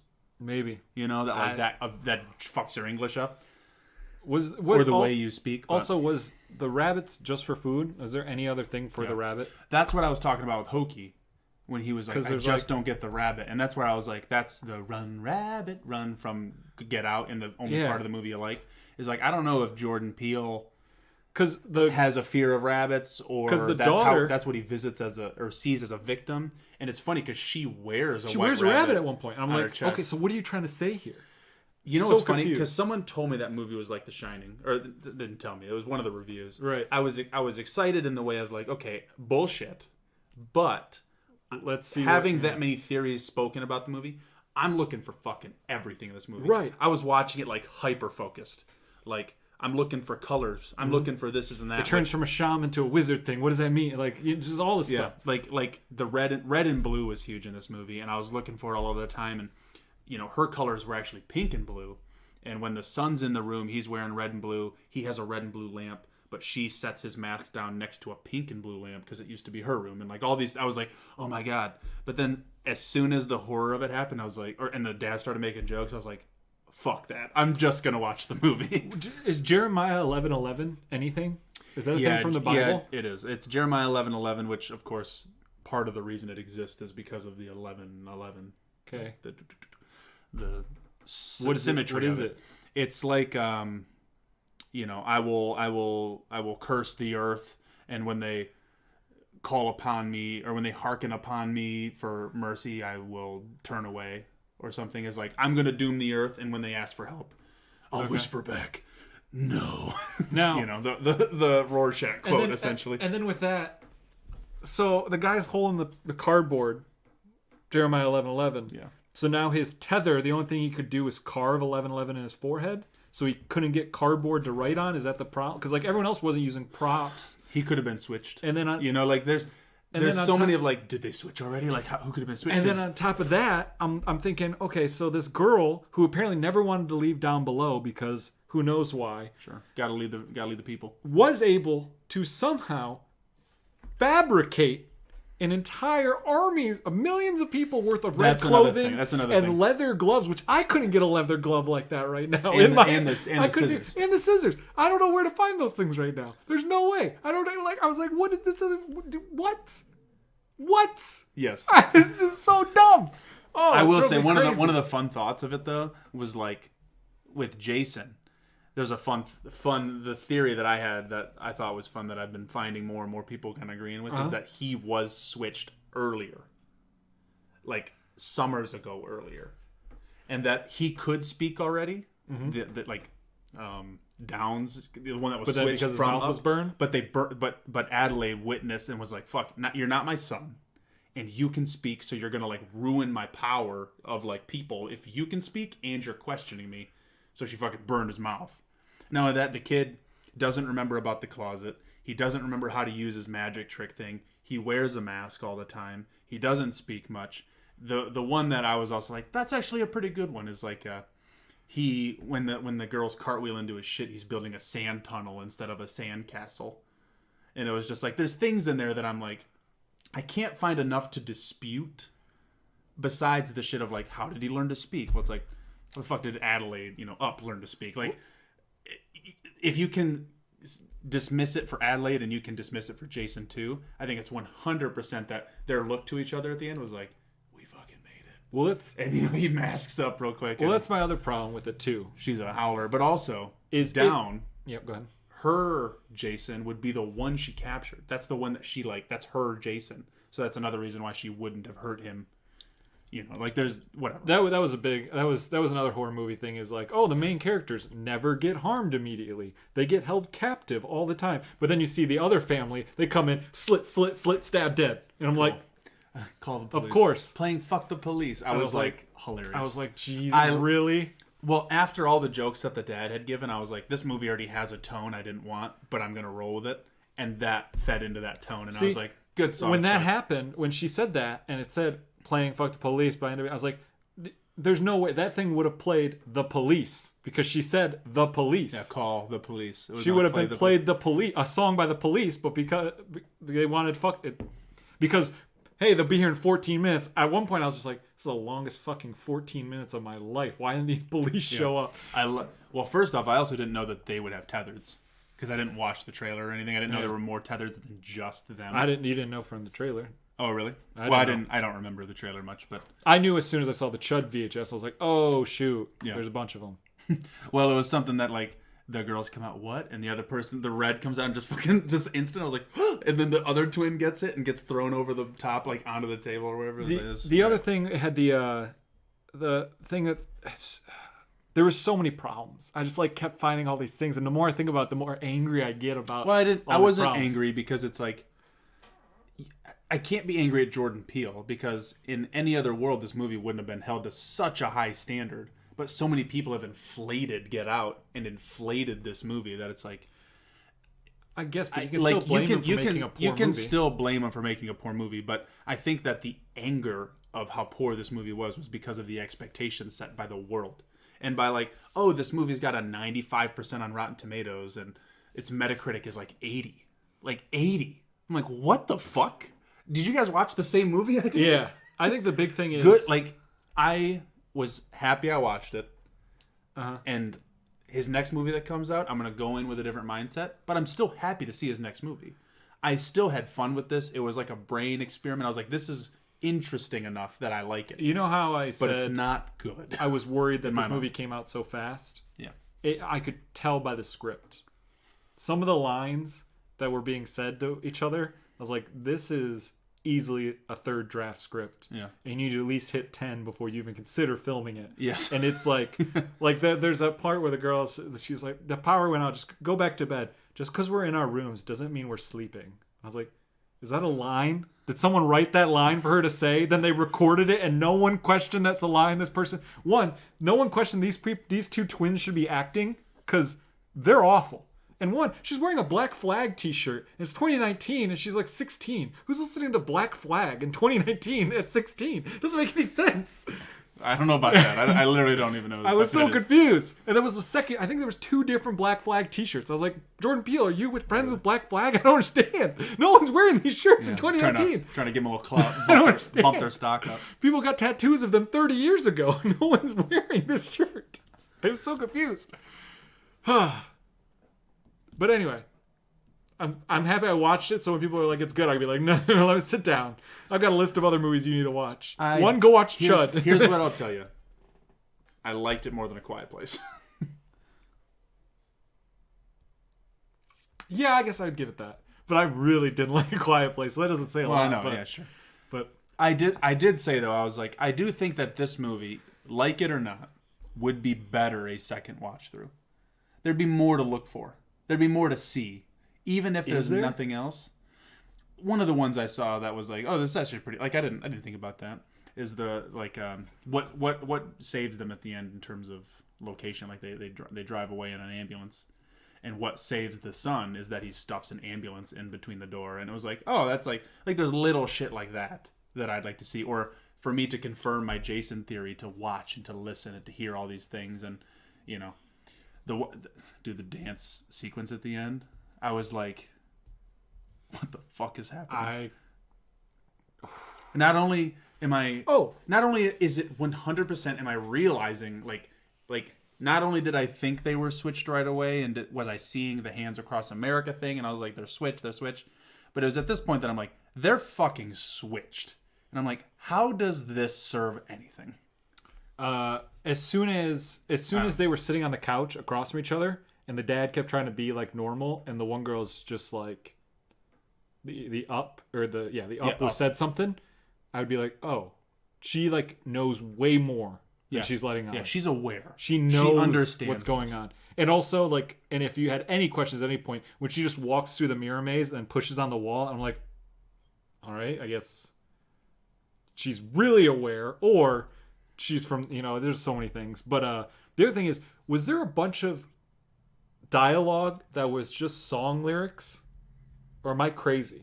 I don't know. I can't. The line where she's like, if it wasn't for you, I would have never danced at all. Isn't that a lyric from a song? Or am I crazy? There was like 4 or 5 times people would say lines, and I'm like, is that from a song? That could be. It sounds songy. I'm like, is that from a song? I'm so confused. But anyway, we're done? We're done spoiling it. Okay, we're done. Boom. You wrote down Scott Pilgrim, and it was like a last-minute addition. Why is that? Well, because we talked about Kong having Captain Marvel and Brie Larson, and I was like, I was trying to fall asleep, and I just couldn't the other day, and I just woke up, and I was like, I'm gonna go fucking chill in the room or whatever, watch something, and I went to Netflix, and the very first thing that popped was Scott Pilgrim, and I was like, cool, threw it on there. Yeah, it's actually, the cover is the black and white photo of Mewins, and then the color photo of Michael Cera, just like straight face on it with the logo in the middle. Oh, interesting. It wasn't the like jamming with photo. The guitar and that's such thing. a cool. That's a cool thing. I love that movie. I like it with the alternate ending better than the original ending. What's the alternate ending? He ends up with knives like he's supposed to. Oh, okay. I don't remember that happening. No, because the original ending is he goes with Ramona, but the whole plot of the movie is Scott is supposed really? Yeah. Oh, then I've never seen that ending. Oh, where he ends up with where they walk through the door? Yeah, no. Oh, really? I've always seen it where she goes by herself. Does Knives like show up with? Well, no, like, so the original ending, it's them 3 standing out there. He says, hey, what up, to his negative self, and then he's standing there with Knives and Ramona, and he's like, Ramona walks off on her own, then Knives is like, go get her, you've been searching for her. So then he runs after her and then walks to the door with Ramona at the end. The other way, he stays with Knives, which is supposed to be what's supposed to happen, because the whole movie's about Scott Pilgrim growing up and not being a child anymore and realizing that Knives is who he's supposed to be with, not just the hot chick who's in Ramona. Not the manic pixie dream girl. Because let me tell you something. There's a lot of beautiful women out there in the world. Sure. But not all of them will bring you lasagna at work. Most of them will just cheat on you. Thank you, clerks. I see you, Kevin Smith. God damn it. See? God damn it. Well, I had the sound down for you guys. I was looking to see what time US is showing this week. Us is showing this weekend. I saw they have a showing of Karate Kid 35th anniversary at the theater. Very tempted. They also have Cruel Intentions. They were playing on the theaters when Us was out. Yep. They might have a like anniversary. When I'm in Colorado, we might go down a couple times because they are showing Princess Mononoke in a theater. So, but anyway, Scott Pilgrim, fun movie. I just wanted to throw out there. I love it. Like, I've seen it enough, and it's just every time I watch it, I'm like, God, that's funny. Like, it's just the stupid shit of like he sits up in bed, and I forget what he says, but then, Culkin sits up in bed, and then his boyfriend sits up in bed, and then Anna Kendrick's boyfriend sits up in bed. I'm like, I love this. Like, it's a really fun movie. Like, there's some things in the movie that I'm like, cringe. Like, that's just rough. But I'm also like, when was this movie made? Yeah. Who is it made for? This is just good. One of my favorite jokes is when Scott walks into the bedroom with a shirt and comes out with a different shirt, and you hear the laugh track. Well, it's the Seinfeld audio. Yay! Comes in. It's just funny. Yeah. So good. So we're gonna run through movies. We're gonna skip. I mean, I guess we could watch the trailer. There's not a lot's going to be said about it, but we got a few movie trailers to watch. Let's just skip it. I want to talk more about this. Okay. So we got one movie trailer we're going to watch, which I'm pretty excited for. This is like, if someone's just like, what's a movie that gets Brent hyped? Like, just like, that comes out of nowhere. We never did watch, though, the superhero horror movie. About the kid, Brightburn. We never watched that. We never watched that trailer here, but that's one that I would think for you. Yes. And also myself. I'm very excited. Like, this is going to be awesome. So like this harks back to a lot of other movies where I would go, "Hey, you want to see this?" And people are like, "I don't even know what you're talking about." I'm like, "I'm pumped for this movie." Like Anonymous, Shakespeare Oh yeah, one. the Shakespeare. Yeah, I know that one. A lot of people, I'll be like, "Have you seen Anonymous?" It's the Shakespeare, and everyone's just like, "Why are you interested in this at all?" But that's a movie that gets me going. I've got the banner. Like, I love stuff like this. Yeah. This movie was another one that was got me me with excited. Green. That was me with Green Inferno more recently. So, no one wanted to see that one. So this one's The Professor and the Madman. Pre-trailer. No. It is hereby this court's ruling that you shall be detained in safe custody at Broadmoor Asylum for the criminally insane. Ooh. Was that Sean We Penn? have been attempting to make this dictionary for the last 20 years. The task Is that Mel Gibson? Yeah. Oh my God. It is Stephen a Coogan? An appeal to the English-speaking public. We'll ask them to read in search of the words that we want and get them to write the word on a slip of paper. All words and their complete history. Every last one. The work is taking too long. There's not a single page to show for it. The language is developing faster than our progress. It's a miracle. God has sent us a savior. A new volunteer. Who is he? So this is the good doctor. I cannot believe my eyes. We've only just started. Partners, word for word. An American and a Scot. One brilliant. One mad. But which is which? He gave us life. He doesn't belong here. He doesn't belong anywhere else. He's a murderer. He lied to you. William Minor will be struck from all acknowledgements as a contributor to the dictionary. The illness has entered a new phase. You think I'm insane? You're on the verge of all-out cancellation. We are watching with a concerned eye. Watch then. And be amazed. Mr. Churchill, please! Every life deserves a chance. When I read, nobody's after me. I can fly out of this place on the backs of books. Why did you come here? I came To see my friend. no man's friend. I am a murderer. Madness gave us words. Probably won't watch that in theaters. However, that movie will make me cry. Watching Mel Gibson tear up Oh right my there is God. like, if I watch a grown man like that cry, especially for another grown man, I just feel like crying. Right. Sir Jabbick, The Professor and the Madman, the untold true story about how the dictionary was made, starring Sean Penn and Mel Gibson. I'm all about it. I'm all about it. Oh my God. It's interesting. When he's talking about, like, I can fly out of here on the backs of books. I was like, oh my God. I know, dude. That's the kind of shit that I was like, fucking eye roll. And I was like, that's getting Brent hard. I was right now. all about it. Oh my God. I'm so excited. I want to see that. I'd like, Mel Gibson said some bad things at one point. Okay? Art and people. You know what I Are mean? in people, though. Because he also made Apocalypto. Exactly. Like, so I sometimes, it's weird, like, because I sometimes draw parallels between, like, Clint Eastwood and Mel Gibson. Because Clint Eastwood, in movies, huge, great actor, switched over to directing, has made some good movies, but has made some meh movies. Mel Gibson. American Sniper. Yeah. Yeah. With the little baby. The little arm. Rubbing it. Yep. But Mel Gibson, when he switched to directing, he made amazing movies. Like, I'm not a He's only made religious two, guy. right? I think he maybe did another one that isn't as big. I can't remember though. But those two are the ones I know. Yeah, The Passion and Apocalypto are like, Yeah, The Passion. Jesus, these are good. They're just well-made movies. Like, Yeah. if somebody It's, came the on whole movie's set, in Hebrew. Like, if someone came to Mel Gibson and were like, "Hey, the baby's sick. What? Can we just use a baby doll?" He would have screamed at you. Where Clint Eastwood's like, "Yeah, throw a baby doll on screen. I need to shoot this." You know, which is great. I mean, he gets his movies done on time and under budget, blah blah blah, all that stuff. But like from an art perspective, Mel Gibson is like, you're going to tell Dirty Harry that the... yeah, exactly. and It's apparently just- people do. It's Hacksaw Ridge, that's right. that's it, I haven't seen that one. and that one's really good as well. Yeah, very I believe good. it. That's the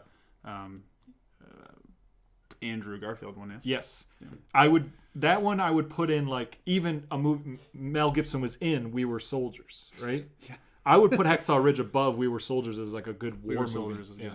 We Were Soldiers is a great movie too, but I really like Hacksaw Ridge. You know, people aren't saying it enough. Wind Talkers is a good movie. Good movie, yeah. With Nicolas Cage. Yeah. People need to see Wind Talkers. Spider-Man won't shoot his gun or web slingers in that movie. It's true. But the hard part about Hacksaw Ridge is getting used to his accent, because it's just like you've seen him so much in other things. For him to throw that accent on, it's just jarring. But it's just like the part where he's like... Jarhead? What? Not Jarhead. No. Another war movie. Yeah, You said but he Jarhead. was when he's just like, please Lord, let me get one more. I was just like, you're Haven't not. seen it.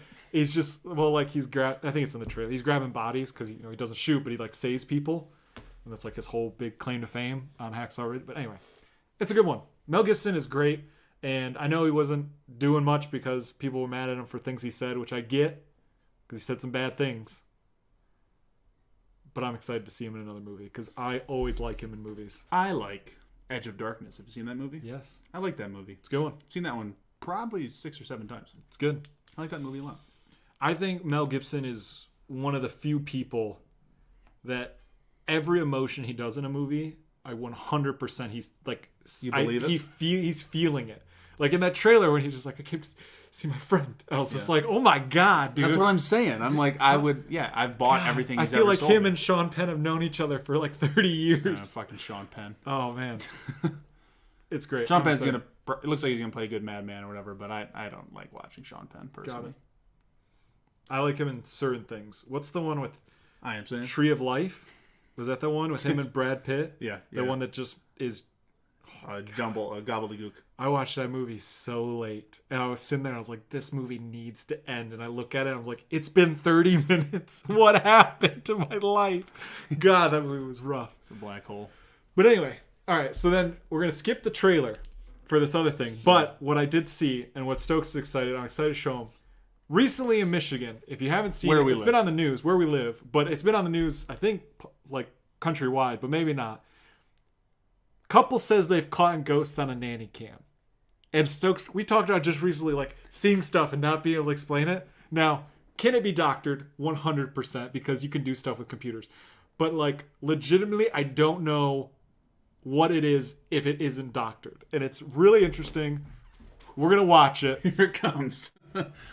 So I think this is going to be a news report. Fox 4 I think it's going to be a news report, and then they're going to talk about it and then show it, but... And number 4 now, it is video of the unknown. What is it? Is it real? And what is it doing there? A family in Highland, Michigan believes their house is actually haunted and thinks something is harming their little girl. 7 Action News reporter Alan Campbell went to the home to see for himself. It happened here in this room as we actually have the 15-month-old footage? Lily was inside her bed. Yeah, it's Caught on coming. camera, Let's something just was watch. in Let's front watch. of her crib, catching Lily's attention. Whatever it is, the family says it needs to go. It's almost like she sees something that we don't. It's an image Heather and Josh say is haunting their home. It was chilling. It was literally a chill down your spine. I got a little chill right that there. The thing is what I just saw? because you don't see longer footage, but it's literally just, she's in the crib, she hears something and stands up and looks for it. I stopped And it moves what I was past. doing, and I ran upstairs and I grabbed my daughter. Heather says this so-called ghost scratched her daughter Lily and attacked her too. It Which is scares why they had us the camera. That it could do something else. I mean, there was even a morning that I woke up and I had felt like something was around like someone's hands were around my neck. A team of paranormal investigators came in and tried answering some of the couple's questions and concerns. Josh's father, Jim, says it may be someone who lived in this house before. The story that I was told was the gentleman that lived here originally There's a crowded ass committed suicide, apparently, by jumping out this window. What? Which is, two of course, stories? one full story down. The couple says they don't know why the so-called ghost is targeting Guys playing them. PlayStation on Say TV. they don't want any part Gotta of get it. that. Gotta It's get that not- Apex dub. Physically just going after her, it feels like it's going after myself too. I couldn't get an explanation out of it, you know. So it's freaking. It looks like something just walking. It's straight up like you can see like arms swinging and stuff. Yeah. I was just saying like until they're able to with save up enough money a and minute, move out. minute and a half, 2 minutes of not seeing it. I was like, man, maybe a car drove by and we're seeing like, you know, because like I. But then you see it and you're like, so the other thing is it looks like 3 foot tall to the ground out that window. I think it was the window on the front of the house. So it showed a window here. I think it meant the window over here. Yeah, it was. But it's just like maybe you hang yourself out the window. Yeah, but I don't know. People obviously want to disprove it. So it's either they falsified it or maybe for some reason it is two layers on top of each other of the same room. But in one shot, someone had walked there, and for some reason the webcam did something digitally where they overlaid the two shots. Well, but who would have walked there? It's exactly. It's like the dad would have walked and then be like, there was a ghost in there. Yeah. So that's the thing. That's wild. But yeah, I was like that. Like that was the first time I saw footage. I was like, that was a lot. Like it wasn't like, oh, there's something here. It was like, light, or what do they call those? The like orbs. Little orbs. Yeah, Yeah. But what do they call those? Specters or something. I need to watch more Ghost Adventures. Sir Javik, yeah, them in that house didn't look they were doing a lot. You're right. Exactly. You should put a ghost walking across the green screen behind you. Exactly. Like we could do it. I had the know-how and the technology. I could do it. Yeah. But I mean, he was playing a PS4. But tech-wise, I don't want to judge people. Oh, I thought you were saying because he was playing a PS4, they didn't know shit. I don't want to judge people, but they don't look well, like looking the most at the house and tech-savvy looking at, yeah. They people. got, they don't look like people that were ready for their child. Exactly. But it just I don't know these people in Highland, Michigan. It also Whatever the hell that is. the idea that the child like literally stands up in the crib as if it looks for something. And I saw another video where it goes past and the kid's looking up, and then once it disappears behind it, the kid's head whips back, like as if it like came came there, and it's super weird, but it's cool. It's super cool. I was like, that's cool. Stokes will like it. That is cool. I like seeing shit like that. Yeah. That's the kind of shit that I like to watch. Yeah. Because it's like real life spookies. I got to chill watching it. Yeah, me too. It's just cool. I love real life spookies. It's like it. I was like, I saw it. I was like, I can't wait to talk about it and show Stokes. I'm like, I wonder if he's going to see it beforehand. I was like, no, he's not going to see it. I don't see shit. Nope. So.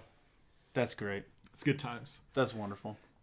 I left you 33 minutes to talk about everything you want to talk about, Stokes. That's Are you ready? I don't have that much to say.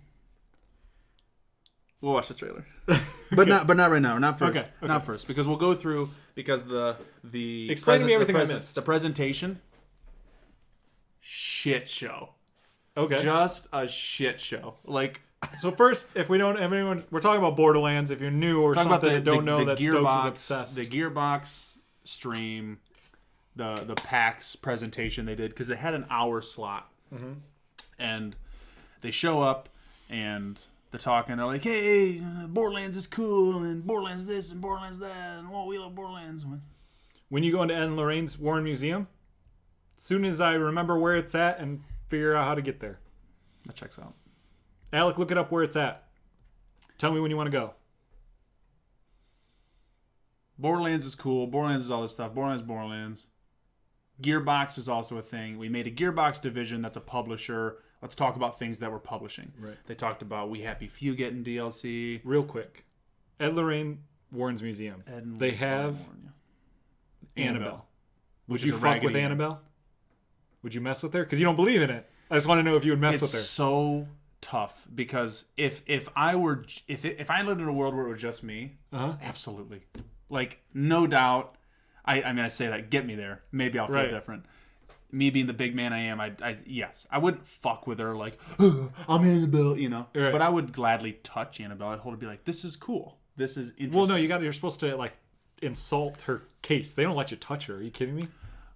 That's tempting. Oh, you're supposed to insult. Well, that's like but that's what I'm saying is like I would gladly hold the doll. Which, if that's a step farther, cool. Because I'm not someone who, in any capacity, even if I believe it or not, it could be like, oh, look at this fucking stupid ass doll. Like that's just not who I am. But I would respect Ed, or just Lorraine. Ed's dead. R.I.P. I would respect them, their house, and everything enough to say and do nothing while I'm in there beyond. Oh, this is cool. Oh, look at that. Oh, wow. What if I just was like, just lean in and say fuck you. Just fuck you. I just like that's just something I wouldn't do. Period. You take Lorraine out and she's like, "Hey, the house is yours for a while." Sure. If you really insisted, I'd lean in and say, "Fuck you, Annabelle." Okay, I want you to do it. Gladly. But it looks like the Occult Museum is closed due to zoning regulations. We are seeking new location. That sucks. The only reason I actually wouldn't is because Shay would not like that. Same reason that I wouldn't do it, just because there is something about a Ouija board that I wouldn't want to fuck with. Okay. Like, it's just like, there is no purpose other than to fuck with the possibility of calling Satan. Oh, I fucked with Ouija boards. We should get one. We'll do it on the show live. I also think that Ouija boards are the dumbest fucking thing in the world. We're both gonna get put a our Ouija hands board. on and dude, We're getting a Ouija board. like, that is Chat, back me up. We're getting a Ouija board. You want to see it? Give me a Borderlands Ouija board. You want to see it? We'll ask the questions. But it's truly something that I'm like, I don't find it interesting in any capacity. Whatever. Shay would not. I joked with her that I got her a Ouija board once, and then it was for Christmas, and it, like, I had all the gifts wrapped and under something, and I had something of the shape and size. There it was a shirt box or whatever. Yeah.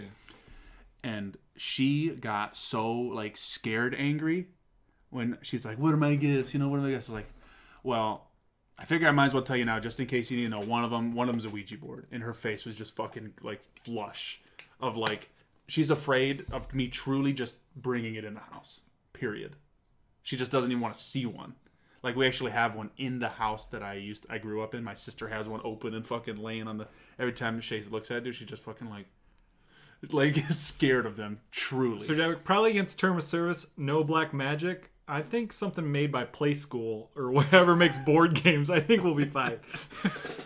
Play School plays cool. The only reason is because if Shay were with us, which I'm sure she would be, wherever this is going to be, and she watched me in any way say, "Fuck you, Annabelle," I'd be out in the streets. She would be like, "You're sleeping in the fun room.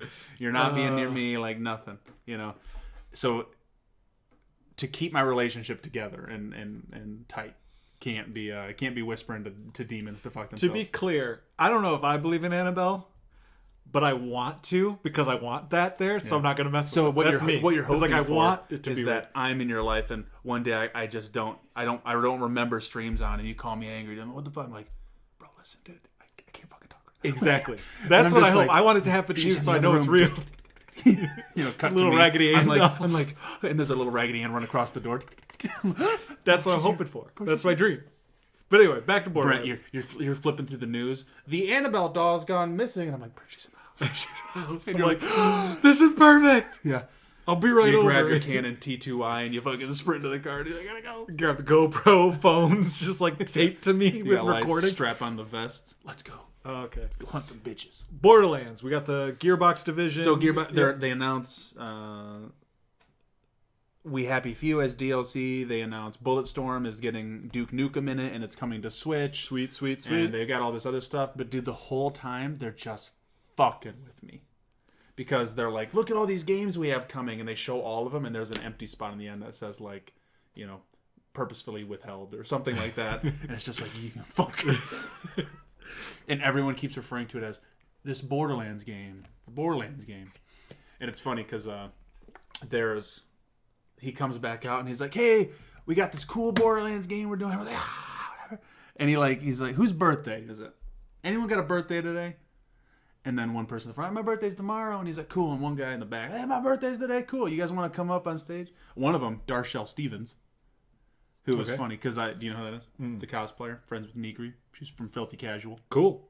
It was funny. She was sitting in the front row, and I was watching it with Jay. I was like, hey, it's Darshell Stevens, the cosplayer. I'm sure I've seen her on Twitter. Oh, probably. Guaranteed. Okay. 100%. But she goes up on stage, and he's like, hey, it's that chick you know. And I was like, oh, yeah, that's pretty cool. I met her once. But she was on stage, whatever.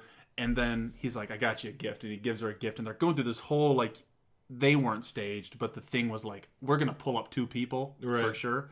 And they're doing this whole thing.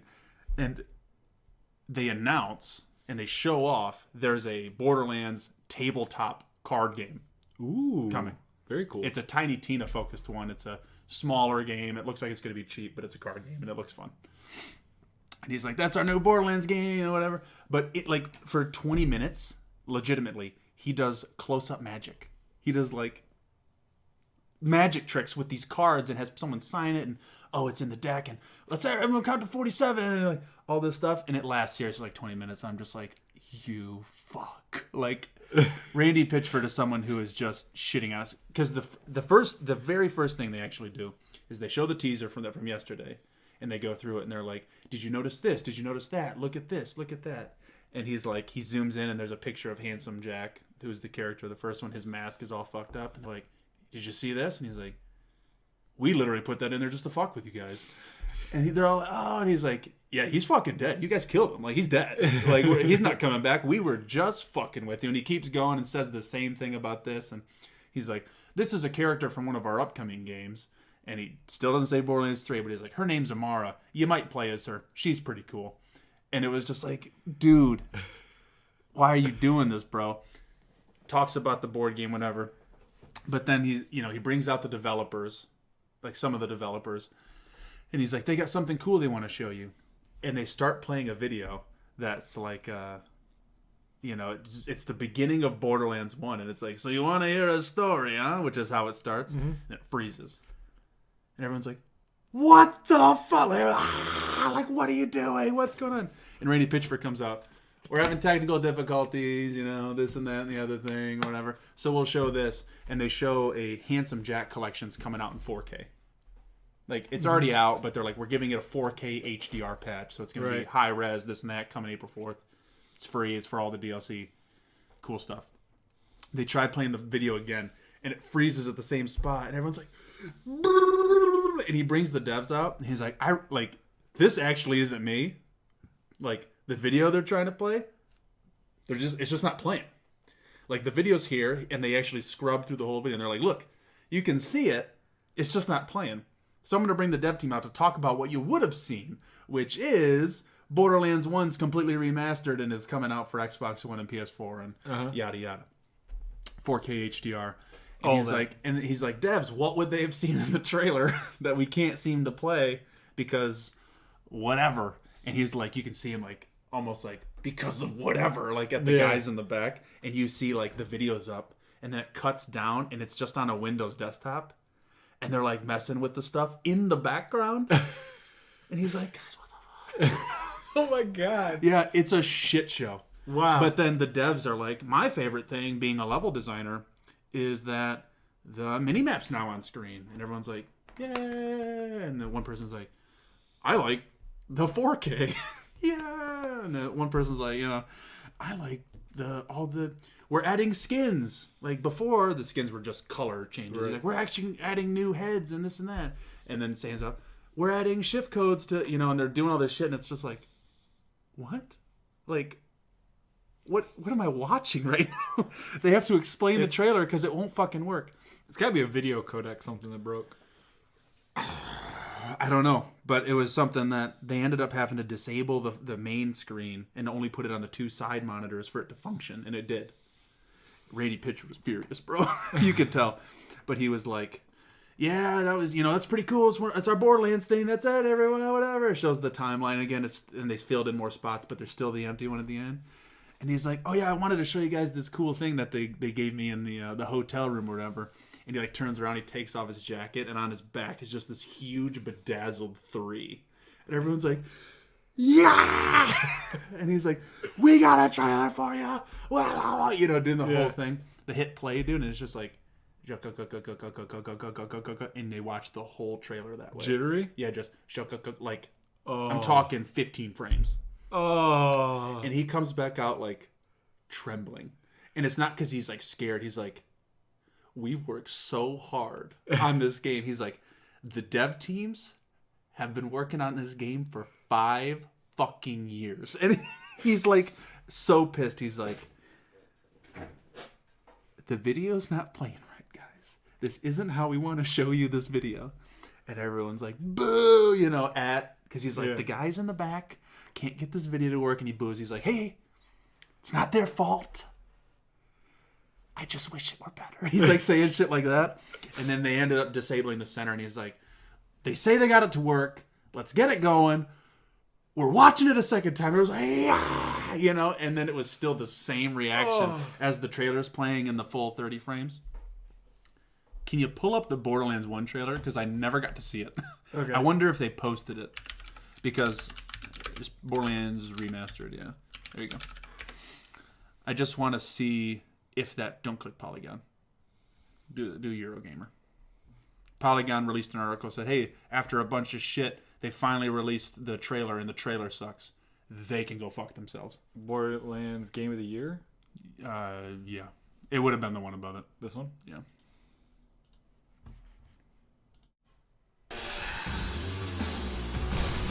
Nope, I lied. So, it you is. want No, to hear here's a where it starts. story, huh? Look at Well, that. I have a story you may not believe, but I tell you it is true. Pandora. Is it a This shooter looter? little A looter planet shooter? Piece of love. You woke the wrong dog. Sledge will punish you. Ah, yes!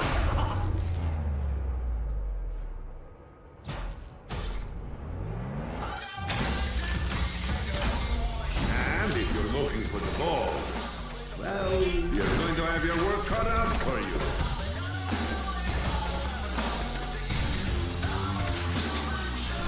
One more step and it'll be your last. You should have seen the look on your face.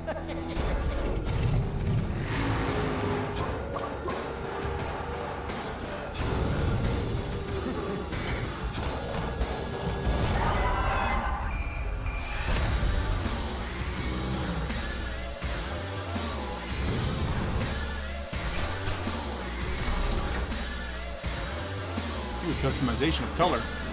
Ooh.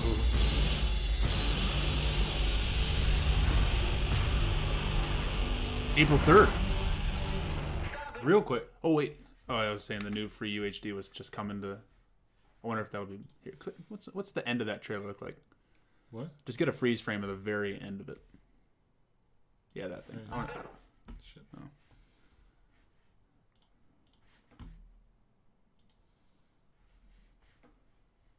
Get out of here. Is it coming to the Handsome Collection? New free UHD pack. Oh, also available. Also is the big word there. Okay. That's separate. Got it. April 3rd. That's what the thing below it is. So that I never saw that trailer, but Okay. that's what they announced. But then I told you the whole story of how everything else played out. But you saw the you did see the trailer. Yeah. Yeah. Okay. So we'll watch it? Yeah. Yeah. Dude, what a fucking awesome intro when it loaded up. I was like, my God, it's real. These two games look like they could be the same game. Yeah. Because of the art style, it like... Yeah.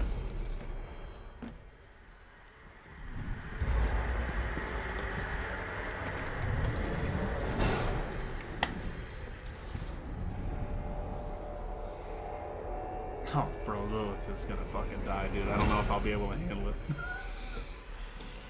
Why did they choose that font? No, I'm just interested in why the bad guys in all these games are all of a sudden very scene looking. Like the guy in Destiny that shoots Cade, these two, they're like, they could all be from the same family. Yeah. Oh, God. Look at a siren, dog. Vault key. The dust with new cell shading looks so much better.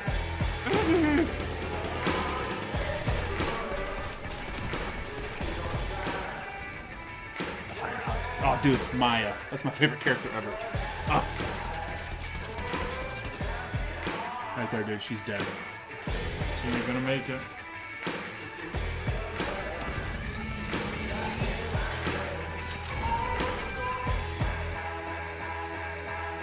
Worlds. That's what got me excited is... Look at the fucking wheel vehicle. Where is the shot of the city? Right yeah, here. That I'm excited for. That I'm would be like, cool. what? What's crazy though, the dust right here, the one before it, Hunter's Grotto, those are both Borderlands 2 DLCs. But I'm like, are we going back? Like right there, Hunter's Grotto, that's the dust. Which in 2 they go back to spots from 1.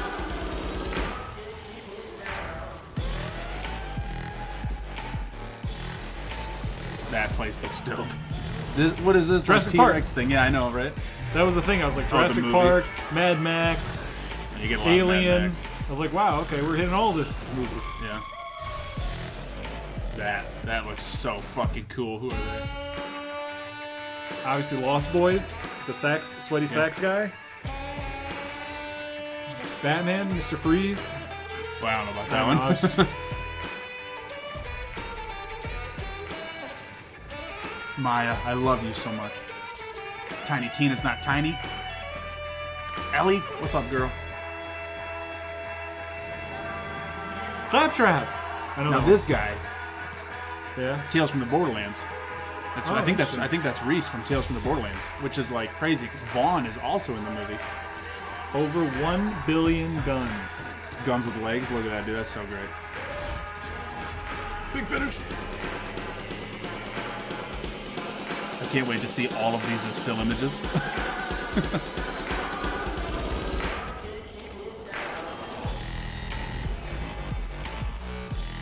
Brent, I've been waiting so long to see that logo right there, dog. Oh.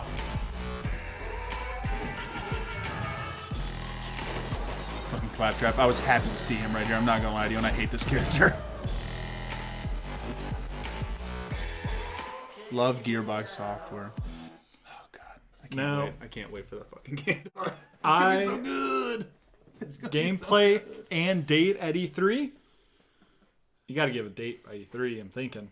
Wait, probably a date by then. Gameplay, I don't know, because I think April something they're announcing more. Right. April 4th or 3rd, whenever No. that stuff's out. They're probably just going to say these are the classes. Mhm. Maybe she'll play for them. Maybe. Doubt that.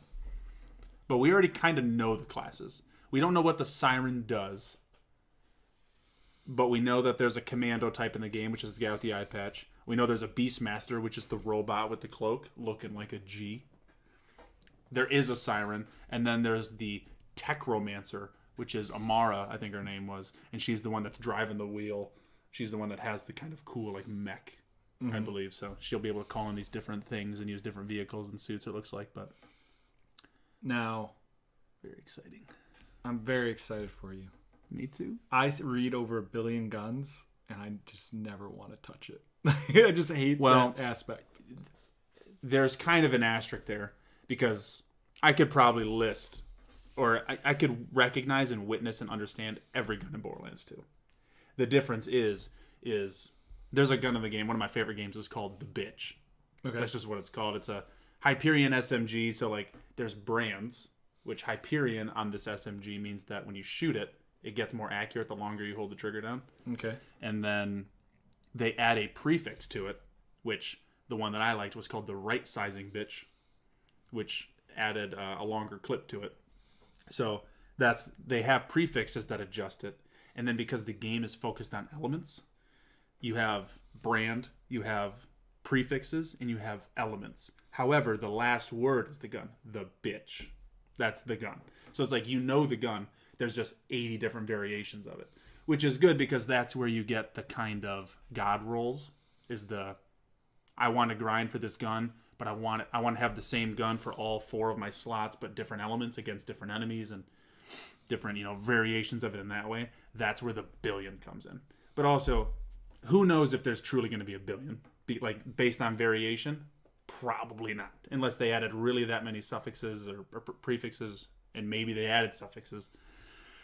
But it's something that the other Borderlands games always said a gajillion guns, which is a joke, but there's a fuck ton of guns. Right. But it's not a fuck ton in terms of like you'll never know what you want, or you'll always get something new and you'll be scared by it.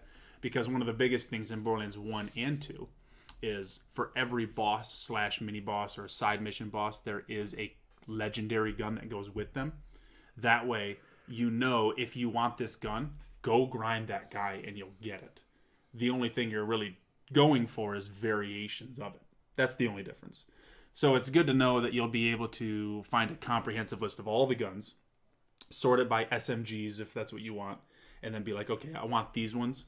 And then be like, okay, go to Joe Schmo to get this gun. Do it enough and I get it and fire. You know what I mean? So it's definitely not overwhelming by any means for the guns you get. How many playable characters do you think it'll start with? Flame, send me a link, so I don't have to look it up. 4. 4? It will probably only be 4 when the game Overall? comes out. DLC will come out and you'll be able to play as other characters. Gotcha. But I believe that it will, like, if we're considering base game or who's on the poster or anything like that, it's going to just be the 4. Hello, George Jones. Georgie Jones. This is we're trying to get thinner soda. This is no sugar sweetener soda. This here is the best soda if you're trying to get thin. And to be honest, it's just a Fiji bottle. I refilled it with tap water. I mean, it's... tap water has got the fluoride in there, so... let's see what this is all God. about. Oh, God. Oh, I have to sign into Facebook? I don't remember how to do this. Well, it's not on, so you... Oh, you used to drink it? What happened? Why do you used to drink it? Did you find some news out that we don't know? Ah, it tastes real weird. It tastes real weird. I'm but in. I'm all about it. All right, I'm in. Now can I click on this? Episode that'll bring me down. All right, so now I gotta... Whoa. Not now. What the fuck? I think that looks pretty funny. Oh, you are killing me. That's also not full screen. I think there's another full screen. Is there. this enter full screen? There we go. Okay. I'll see if we can find it. And now I gotta switch material coverage. It's weird how it's cola but clear. That is really weird. Cola, grape soda, Dr. whatever the fuck they call it. Oh, God. Why is it not here? Or did it open up an edge? Yeah, it did. Sweet. So it's one of these. Oh, God. You're going through them all.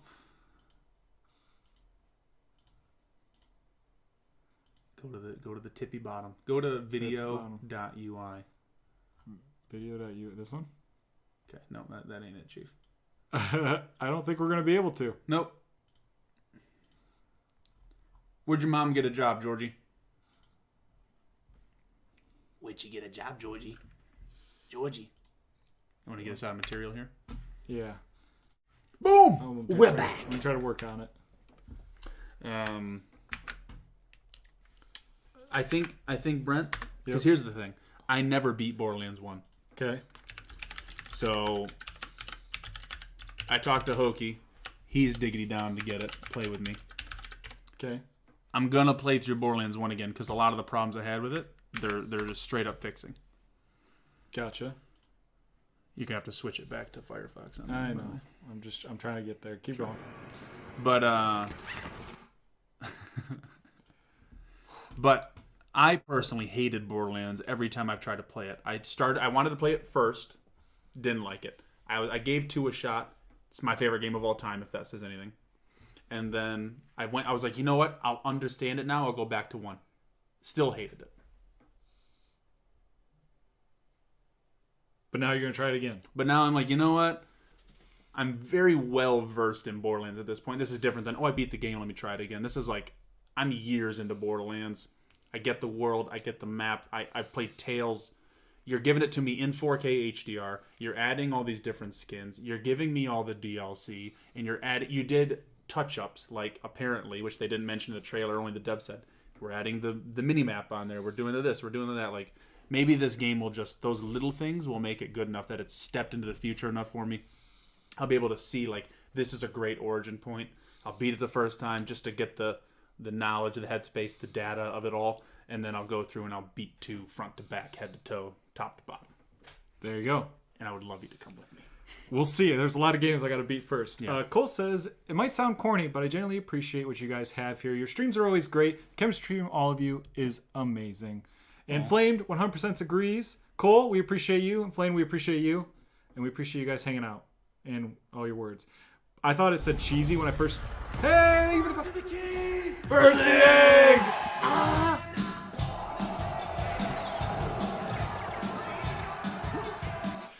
Thanks for the follow, Georgie. Thank you. I thought it said cheesy instead of corny when I read it in the peripheral while listening to you. And I was going to quote one of my old friends. So when I first started doing filmmaking and stuff, I was very much into the art of it. Josiah. I wanted to say Jedediah. I was very much in the art of it and very much like, films are supposed to be works of blah stuff, right? And Josiah very much like he loves shoot 'em up, like now you do too. A bunch of crazy movies, right? But now you do as well. And I was just like, how can you deal with that shit? It's so cheesy and dumb. And he just looked at me. He's like, every sandwich needs a bit of cheese. And I was like, I can't argue with that. It changed my entire outlook. My God, he's right. It changed my entire outlook on everything. And then later on, I quoted that back to him, and he looked at me. He's like, "That's really good." I was like, "Yeah, you told me that. You changed my entire outlook on life." And he's like, "Are you sure I did?" I'm like, "Yes, Are you you sure did. it was me? You did. I swear." And he's like, "I don't know if that was me." I was like, "Whatever." But then there's sometimes where we're watching a movie, and I was like, "Dude," and he's just like, "It's that cheese, man." I was like, "That's a fucking grilled cheese sandwich," and I couldn't take it. But anyway, that's like taking one of the bricks of cheese you slice up and just putting it in a sub sandwich. Yeah. And you just gotta eat, like, you're biting it soft, and you gotta get to the cheese, and then you're back at the meats. But anyway, that's what I first read. But Cole, we like you. But we're gonna watch some of them flamed real quick. I don't know what it is, but I've watched the beginning. We're trusting that it's not going to 2 turn seconds. into sex moans. Yeah. Let's see. I'd say he's coming in hot, but it looks pretty chilly. How's it chilly? Oh, so this is flamed. I see your name there on top. See it. Flame Sorry, sending the a little gameplay. quality is meh, but it should be fine once it's smaller. It's just don't they? streaming via. Oh, there's a hot drop. Ooh, there it is. Oh, I There's saw that him. quality. Ooh, boom, popped. Ooh, that's cool.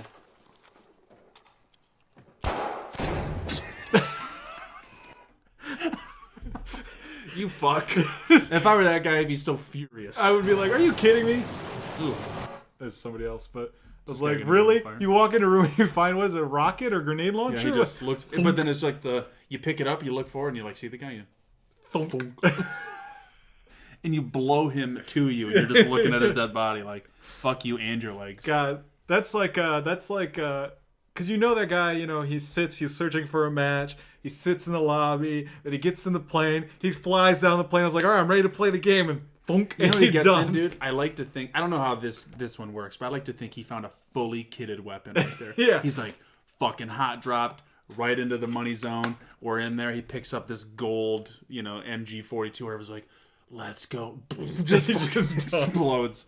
Legs gone. That or on and top, he lands in the breadbasket of his enemy. Like, on top of that, it's his first time playing. He walks in the room. He's like, okay, what am I looking at? What should I get? Yeah. I don't know what. Poof, and he's like, how does I'm inventory never work? playing it again. Should I pick up this med kit or no? Yeah, like how much inventory space do I have now? All right, I know which guns. This is a good one, but I don't know. Should I wait? And thunk, just dead. That's good. I hate when they give you a shotgun, but heavy ammo. It Yeah, just like explodes. what? This doesn't make any sense. Yeah. Why would they? Thunk. Why he runs in the room, or what I do in Apex? Why can I never find a gun and immediately gets hit by a grenade launcher? It's like going through the three buildings in artillery and finding an RE-45. Dude. Like, wait a minute. Wait a minute. I have. Yeah, the fire actually destroys the environment as it comes in. Yep. So that's pretty dope. This is Apex has forced me though to get actually pretty good with a P2020 and a Mozambique, because that's sometimes the only things I can Mozambique I'm find. doing better, but P2020 is where I can just like just start going crazy. Yeah. I like the P2020 skins a lot too. I would take a legendary P2020 skin. There was a R45 skin in the shop, the lion one. Oh, Pride. Dude, that was I bought sick. the Peacekeeper one. Because that was neon or whatever. The neon, the superstar or whatever it's called, the Lone Star. That was the one that I was digging. I keep thinking about buying things like that, but I'm like, you know what? Let me finish the battle pass. Let me get to level 100. Let me do all that stuff first, and then I'll figure it out. Yeah. It depends. Like if you were to give me a cool Pathfinder skin variant that you can only buy with the store credits, I would buy it again. But breaking news, not breaking news. Breaking news for me. Sure. Respawn is filthy liars.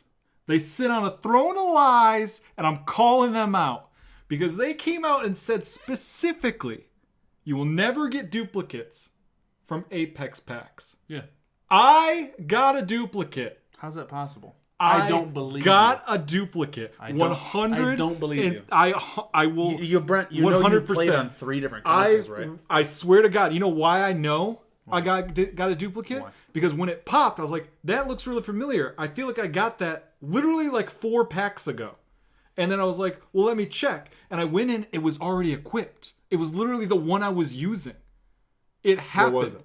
It was it was a Havoc. Actually, I texted Alec, what's the name of it? Hold on. Because I texted him, I was like, hey, didn't Apex say that they weren't going to get duplicates? Yeah. And he's like, yeah. And I was like, they're lies. Could it have been the book of a message that you sent right there? I just got a duplicate skin an epic skin. It was an epic skin for Havoc. Maybe I didn't type the name, but it was like the Oh, storm purple one. one. Yeah, it was like the storm one. The blue. Yeah, with the lightning or whatever. Yeah, I got a duplicate of that. I've got and that I was one like, that for my Spitfire. What the fuck? I was like, I couldn't believe it. And then I started doing some research on Reddit, and it was like, well, it only counts if you buy packs. You won't get duplicates, supposedly, like in the fine print. And then I was like, well, again, bullshit, because I bought the second pack that I got it from. The first pack I got through the battle pass. Then I had some like extra, like, because like you get 50s. Yeah. So I had like 100 coins. I was like, I'm just going to buy a pack. I haven't opened one in a while. Let me get one.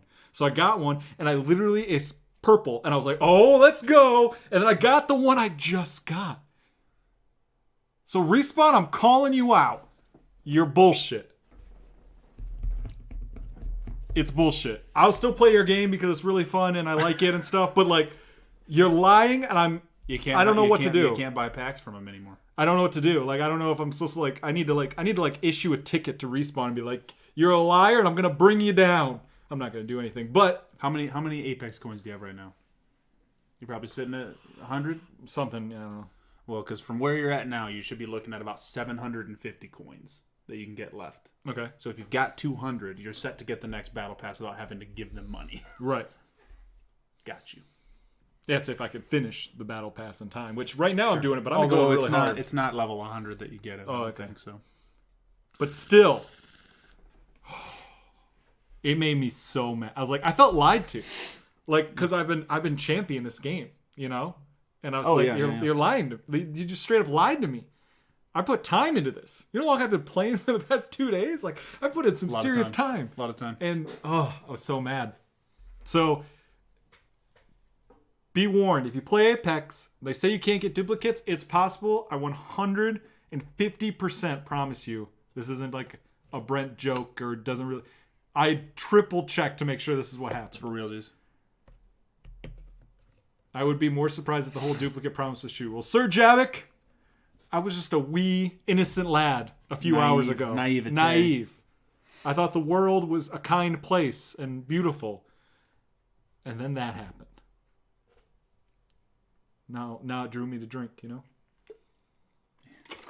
I was in the bottom of a bottle. Start playing some slow country music.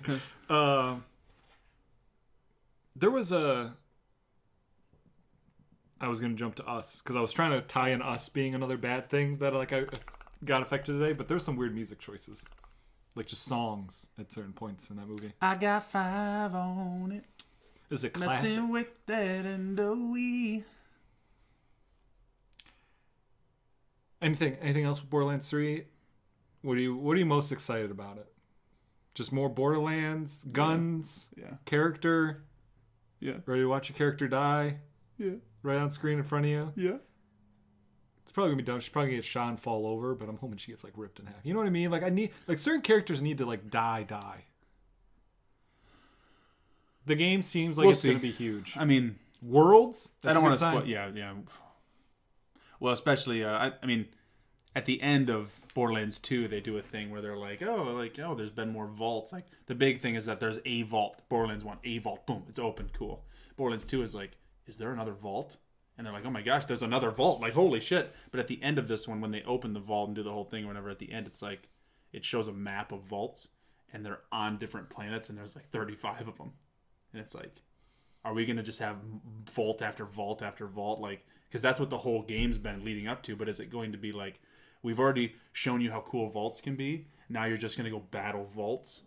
Like, are they going to be dungeons? You know what I mean? Yeah, I don't know. I hope so, because some sick, nasty loot locations, locale, enemy types don't want to keep going. So Javik says, I want to save some cool stuff. Are they going to be like raids that you can just go do? Maybe. That's my thing is, watching that trailer, they look like they're doing something that I've been championing for many other games. Like, looks like they're just giving you another Borderlands. Yeah. They're not changing it. Yeah, they're giving you new characters, which they've done from 1 to 2 to pre-sequel, which you can weigh the characters how you want. Right. But the world is always a very similar looking, feeling, playing world. The bosses always have the same genre of mechanics. Right. They give you a fuck ton of weapons. They give you elemental stuff. The one thing they did change for pre-sequel everyone hated, it appears to very obviously be gone. What is it? the oxygen level. That you have to, when you kill someone, they drop pieces of oxygen. You have to collect that to keep your thing full, or you'll start to die. I was never killed by oxygen. I didn't even really care that much, but the fact that it was there bugged me. Got it. And to be fair, this team didn't make that game. They made Borderlands 1, 2, now 3. Pre-sequel was being made while 2 was being made in Australia. Fucking Australians. But anyway, I've been saying that about, man, I hope they don't change Halo Infinite. They changed my God of War into some piece of crap. I'm happy to see a game like this that's coming out into a day and age where the other games kind of reigned supreme during their time, and other games took that, ran with it with the shooter looter, and changed it completely. It looks like Borderlands 3 is coming out and being like, hey, we're going to still be Borderlands. Because you know why? We are the original looter shooter. Or shooter looter or whatever. Well, and it's like you pointed out, you're like, are they like big on movie references? It's like, they're big on fucking every reference. Mm-hmm. There's things in there that I'm like, can you even legally do this? Like, it's so close that I'm just like, that's how. Yeah. There's a whole Ninja Turtles one in Borderlands 2. There's a whole mission dedicated to a Ninja Turtles thing. That's cool. That's just like, how can you, like, you gave them the same names. The only difference is they're just not turtles. Like, that's it. The mission is to deliver pizza to these weird rat things underground, and they come out with all these different names, and then you actually have to kill Splinter because they're evil. In the thing, they're like, oh man, you give us anchovies, and you gotta fucking kill them. Got it. And then Splinter's out there, and there's like a secret that lets you into this sewer that gets you a chest, and there's a bunch of stuff, but it's like, how can you, like, there's a whole side spot where you go and the whole game turns into Minecraft, and you have to, with your character, just like punch through blocks, and you fight a creeper, Minecraft's creeper, like it looks just like him. They actually give you a gun that shoots the little like pixely like plus signs like the bow and arrows do, but it's a sniper that shoots those, and it's like you get a Minecraft skin and a block head called like Steve's head or something. You're like, how the fuck can you do this?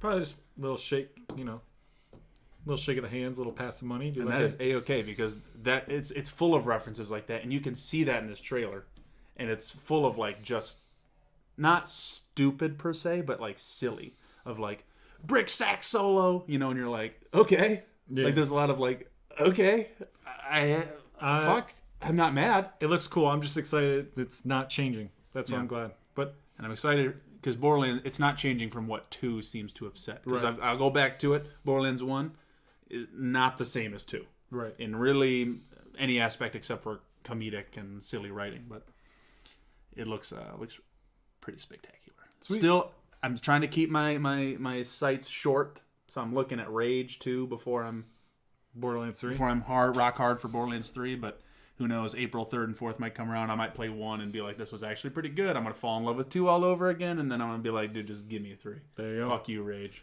You guys, it's been a great show. We had fun. We saw a ghost. We talked bad about a movie. One of our questions of the universe got answered. Yeah. We're quality time. We're watched a good trailer. I'm so excited for that movie. It's been a good show. Georgie joined us. You guys were all here talking with us. Sir Jabbit, Cole, Flame, Stony, Georgie. We all float down here, Georgie. We all float. Justin, Sporkum. All you guys. You're all beautiful people. We love you all. It's been great. If you're listening to this on a podcast service or watching it on YouTube later, and you want to be part of the conversation, twitch.tv/RollPixel. You can come watch it and talk with us like everybody else has. As they've said it, it's a good time. Look how tender I am. Look at that. Look what I can do right now. Look at that. You seen that? You guys are all awesome. I like twitched because I was cold and I was like, I'm like so cold right now that I can just start flexing them titties. You guys are awesome. Thank you so much. We're back right tomorrow. Me and Alec are playing something. I don't know if Alec talked about maybe wanting to play a little bit Witness, and I was like, I got an Xbox. I need to finish it.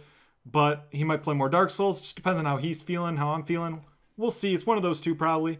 But you guys are all awesome. Have a wonderful weekend. We'll see you next week. Or tomorrow, and the next week for the talk show. Stokes won't be here tomorrow. It's been real.